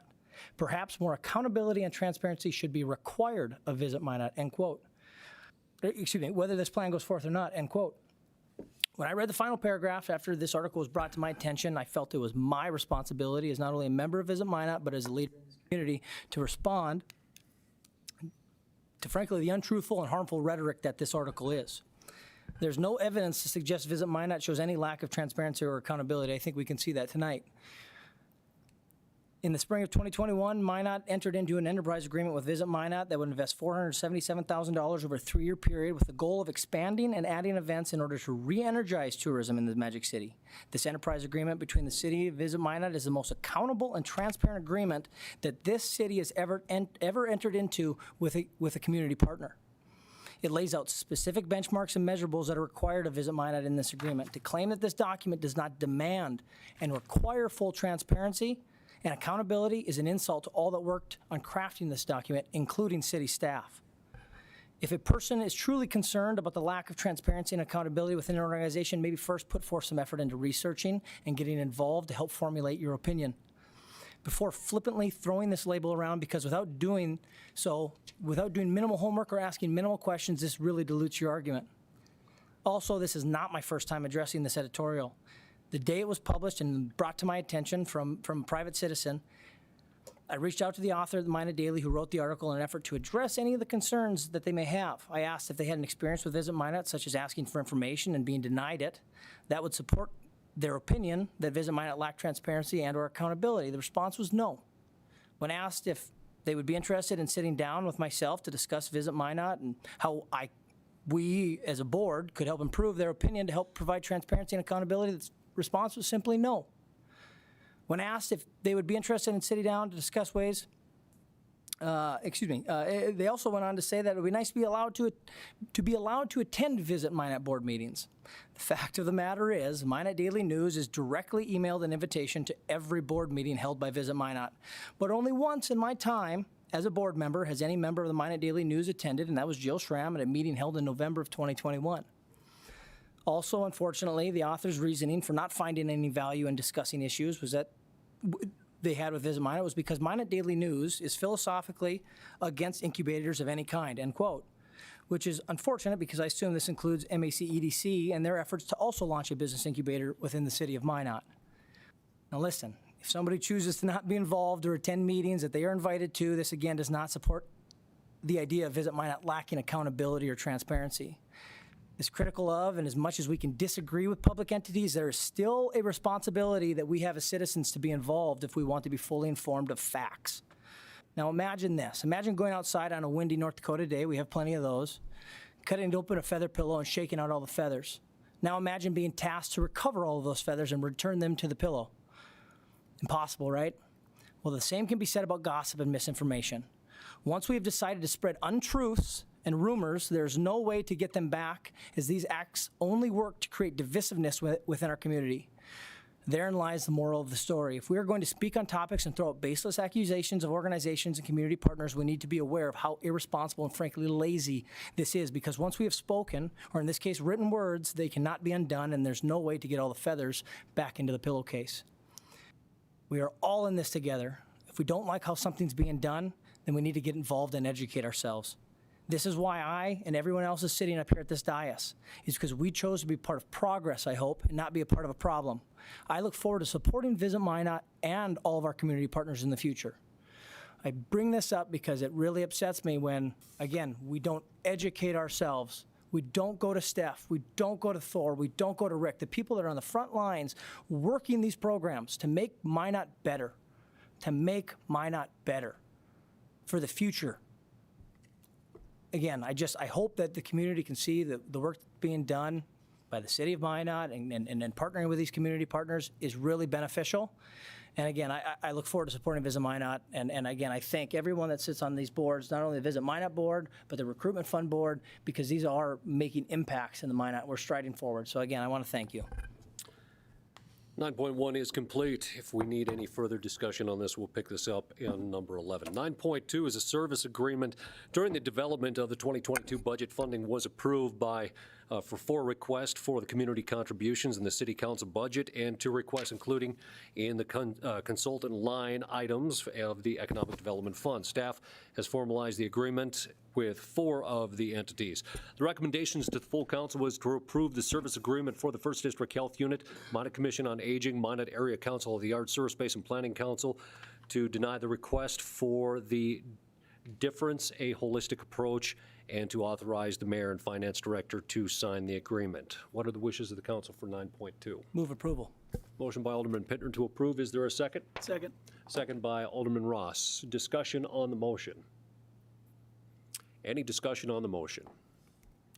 Final discussion. Seeing none, the motion is to approve the recommendations. Please call the roll.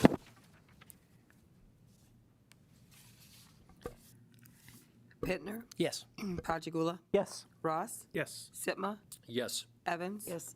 Janser, Yes. Olson. Motion is approved. 9.3 is a memorandum of understanding, the MOU between the Ward County Sheriff's Department and the City of Minot for the authorization of the special deputy status and privileges within Ward County for certain City of Minot Police Department personnel. The Minot Police Department has historically been granted special deputy status by the Ward County Sheriff, but upon review of this process, it was determined to not be the most effective method. This MOU will give those parts of the Minot Police Department the authority necessary to carry out their mission within Ward County without requesting permission during critical events. The rest of the department will request permission from a supervisor with the Sheriff's Department if the need arises to lead the City of Minot to conduct law enforcement duties in Ward County's jurisdiction. The recommendation to the full council was to approve the memorandum of understanding, the MOU, with Ward County Sheriff's Department and authorize the Chief of Police to sign the memorandum of understanding. So moved. Motion by Alderman Janser to approve. Is there a second? Second. Second by Alderman Ross. Discussion on the motion. Any discussion on the motion? Final call for discussion. Seeing none, the motion is to approve the recommendation. Please call the roll. Janser, Yes. Olson, Yes. Pittner, Yes. Pajagula, Yes. Ross, Yes. Sitma, Yes. Evans. Yes. Motion is approved. Next item is 9.4, the proposed ordinance to increase traffic fines. In 2019, the North Dakota Legislative Assembly passed Senate Bill 2304, allowing municipalities to adjust some traffic fines by as much as 100% of the state fine schedule.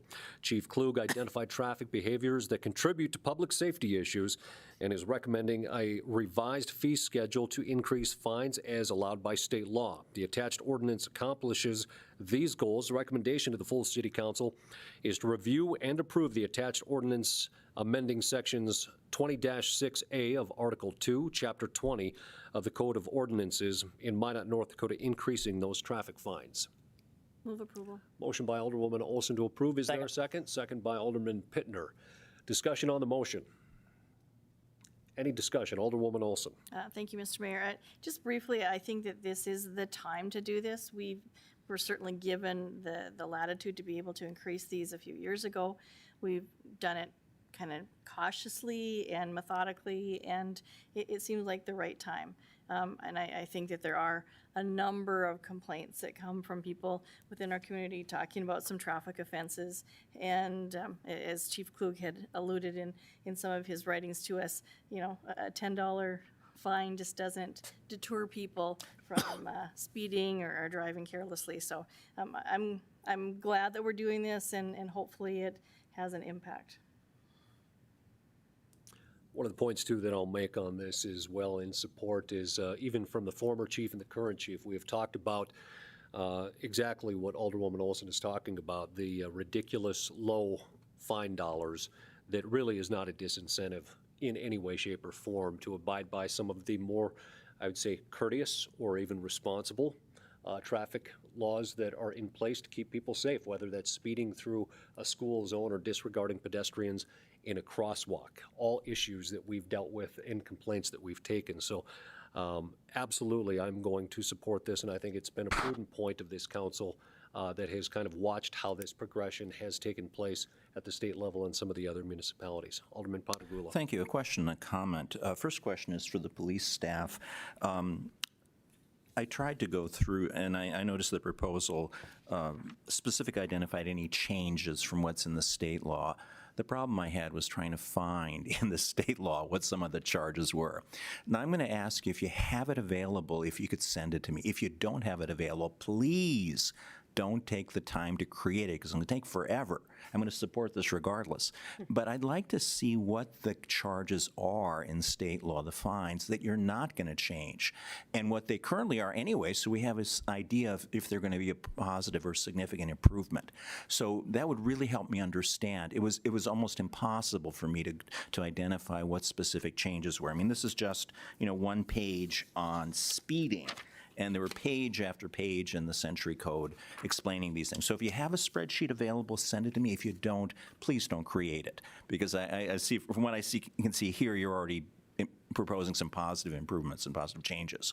So if you got it, send it. If you don't, please don't take the time to create it. Now, do you want to respond to that?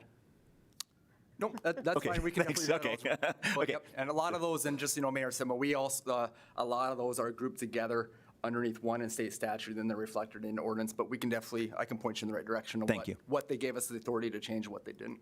Right, and what the current charges are at the state level versus what we were proposing to change.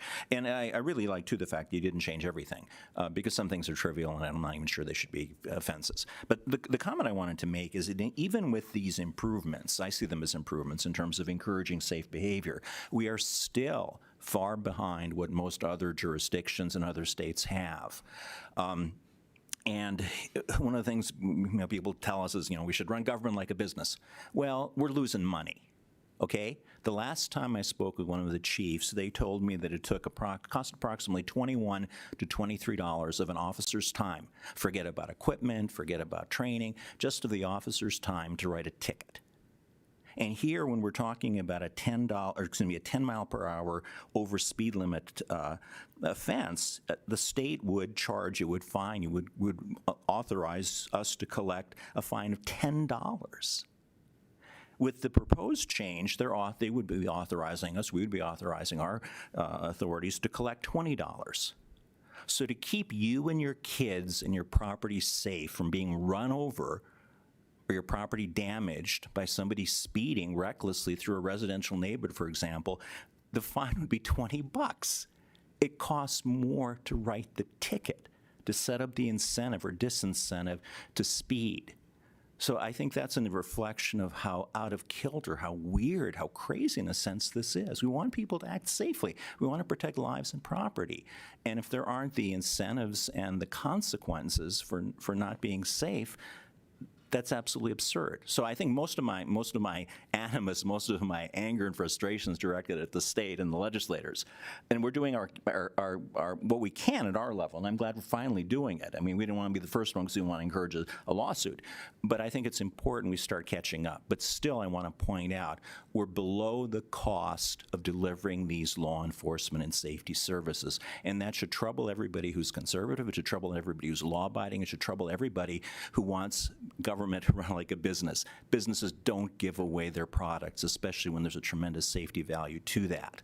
I also wanted to point out, too, lest my comments about the privacy issue be interpreted as criticism of law enforcement.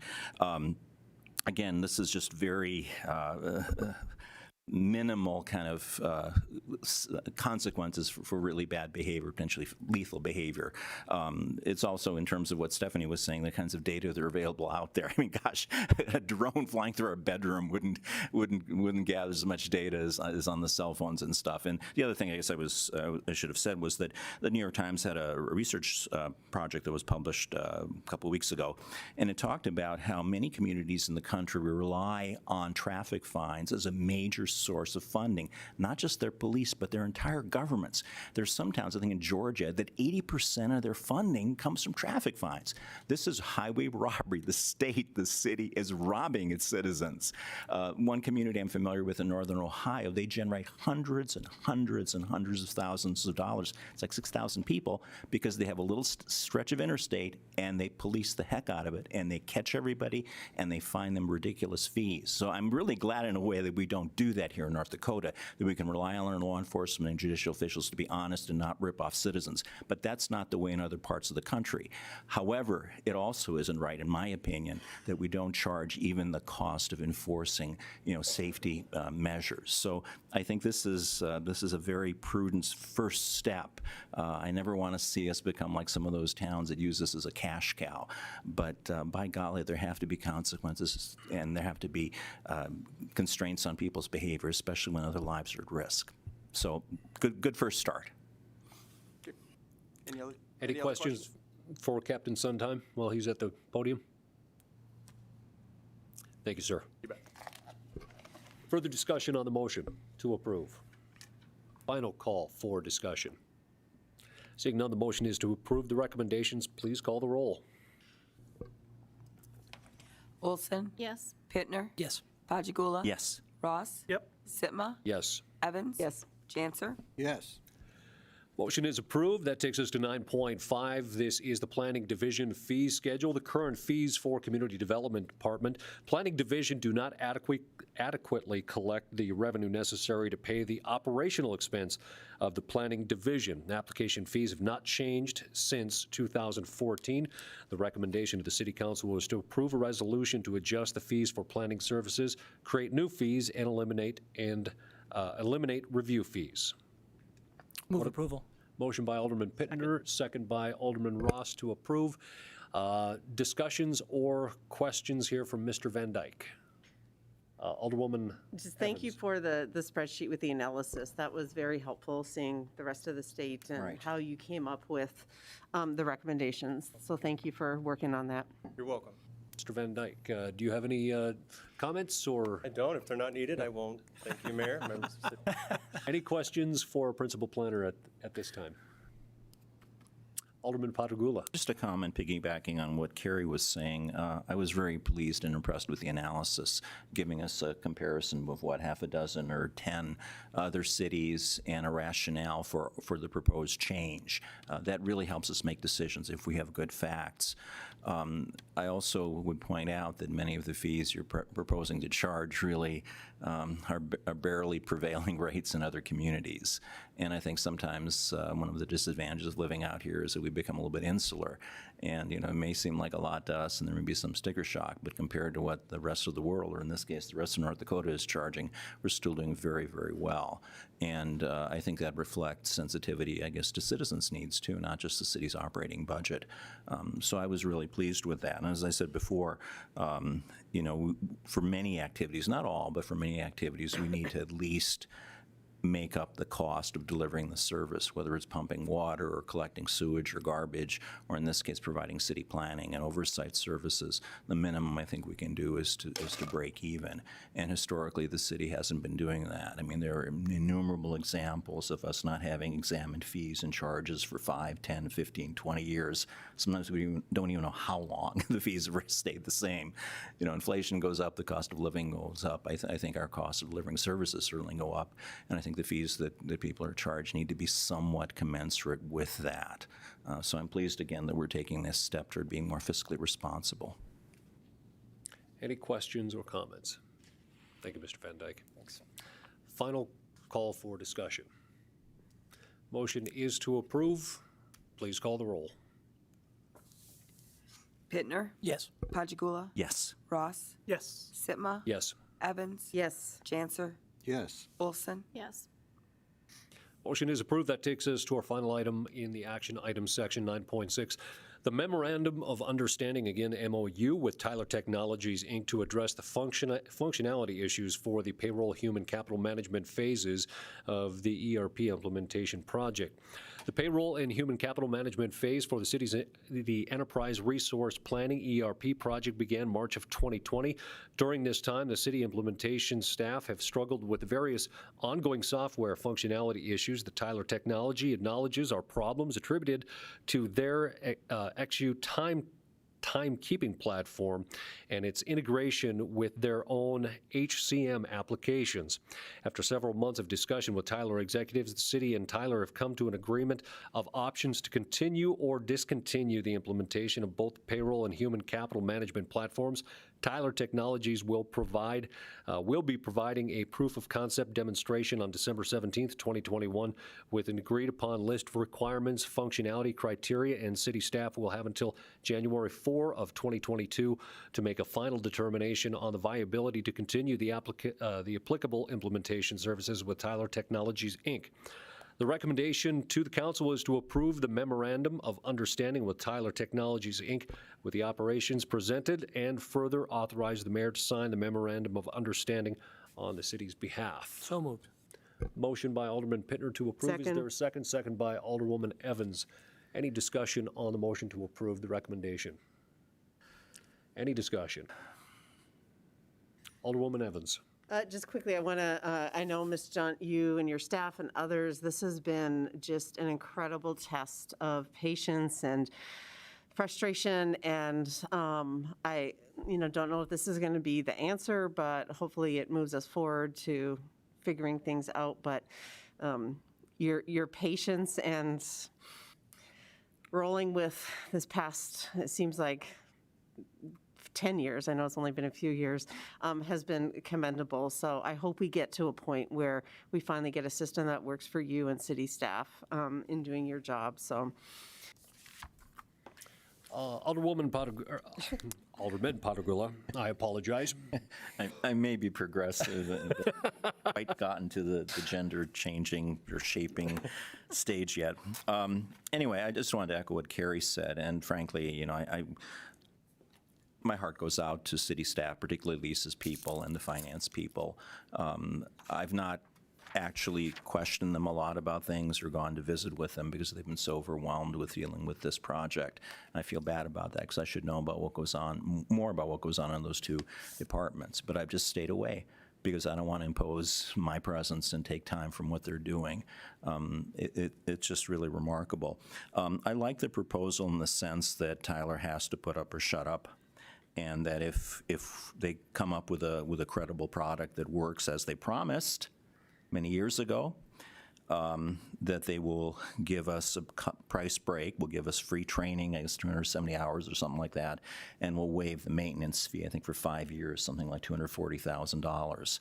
That's a lot of money, but I'm not even sure if that comes close to the value of the time we've wasted trying to get this thing to run. It's interesting that Mr. City Manager, new city manager, has told us that this is not uncommon in the software industry when it comes to municipalities. Mr. Stewart's experience here has been valuable, and I guess I was going to ask if we had a prediction from our staff as to how likely this thing is to work, but I think that's premature to ask. I just, again, want to go on record as saying that this is unfortunate. People need to stand behind their products, and it doesn't appear this company has done so, and it's cost us a lot of aggravation and grief and time and money. If the thing does not work, if they're not able to make it work, I'll have to think long and hard about it, about the potential consequences at that point. I hope it works out, and I'm tempted to ask to observe for part of that, because this is really important. It's taken up a lot of time and money, and we could have had so many things accomplished if this thing had been working. We've had good luck with the other parts of the Tyler system in terms of inventory maintenance and planning, and apparently they've performed very well. But in this one area, they've failed miserably, and that's really regrettable. It's not good for them either. You shouldn't be selling and promising a product, promising performance if it doesn't work. That's not good for your reputation. So my heart goes out to staff, and I sure hope this thing works. Further discussion on the motion to approve? Final call for discussion. Seeing none, the motion is to approve the recommendations. Please call the roll. Pittner, Yes. Pachigula, Yes. Ross, Yes. Sitma, Yes. Evans, Yes. Janser, Yes. Olson. Yes. Motion is approved. That is the end of our action items portion of the agenda. That takes us on to item number 10. This is personal appearances. This is an opportunity for anyone to come forward and speak on any item that is or is not on our agenda.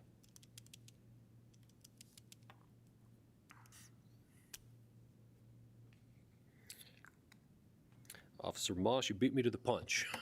I was going to bring up the issue that you're likely at the podium to discuss in the next item, but please go ahead. Okay. All right, Mayor Sitma and members of the council, Aaron Moss. I'm speaking tonight on behalf of the Fraternal Order of Police, Souris Valley Regional Lodge Number 7. Just wanted to speak again, as I did about this time last year, thanking Chief Klug, although he's not here tonight, Chief Klug for his support of our two signature events that occur this time of year.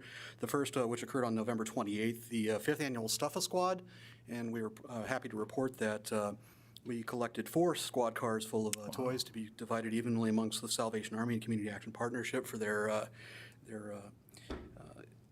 support of local community members that might not have the resources to purchase toys for their families during the holiday season. Also, we're excited to announce that just under $1,800 was collected in cash donations. That's the most we've ever received. So about $895 per organization was collected. Also coming up on this Sunday is the Cops and Kids. Let me back up. Thank you, Mayor, for also contributing a toy to that particular Stuffa Squad event. And coming up on the Sunday the 12th, we do have the Cops and Kids event back in action this year. Last year we had to kind of alter it a little bit for COVID. We still were able to do it, but this year it's roaring back with well over 100 kids have been nominated and vetted through the, maybe vetted is the wrong word, but nominated and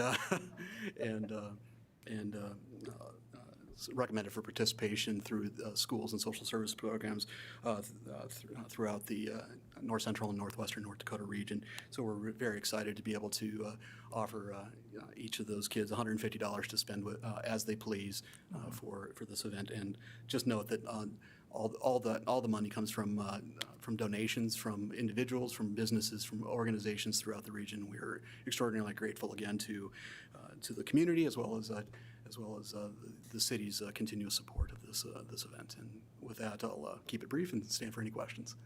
Thank you, Mr. Moss. Any questions at this time? I want to say thank you to Officer Kozan, yourself, the rest of the Union Peace officers that were out front. To give you an idea, people going into Walmart, they were standing out at the front and just talking about the Stuffa Squad, and people can donate. And they would buy a toy from inside and come out and donate it at the table. And these are all going to children that may not otherwise have a Christmas this year. I was witnessed, I thought I was doing pretty good. I bought a couple toys and brought them out. The lady in front of me filled her cart with toys, bought them all and donated them outside. So the generosity is unbelievable. And of course, it's only aided by the generosity of our police officers and peace officers to help enable that. So thank you to all of the different officers and to the rest of the community that stepped up and donated so that holiday season, the Christmas season, isn't bypassed for some less fortunate folks. So Thank you, Mayor. thank you. Again, this is personal appearances, an opportunity for anyone to come forward and speak on any item that is or is not on our agenda. Okay. Seeing none, we will move on to the miscellaneous and discussion items. Alderman Patagula. Sure. Today I've mostly expressed my frustration with things, and I wanted to end on a positive note. I wanted to thank city staff. I spent yesterday from 7:30 in the morning till 3:30 in the afternoon shadowing and observing the efforts of our street crew. And I wanted to say that that was a very, very, very educational experience. I had the privilege of riding with 3 of our 4 sand truck drivers. I had a chance to be briefed in great depth and detail by our chief mechanic about the issues of maintaining complex and very expensive equipment. I had the chance to drive around with our, talk with our street superintendent and visit with one of the shift foremen, and also drive around with the other shift foreman extensively and seeing how our snow removal activities operate. I was very impressed with what I saw. I learned things that I never realized in those areas, made me have a much, much deeper and better appreciation of what city staff do. So I wanted to publicly commend, first of all, Kevin Broughton, our street superintendent, who set up the meeting. And remember that I asked him quite a few weeks ago that I wanted to tag along. He anticipated we'd have a snowstorm, and he reminded me that it would be a good time to visit. I want to thank Randy Dosh, the day supervisor, whom I drove extensively.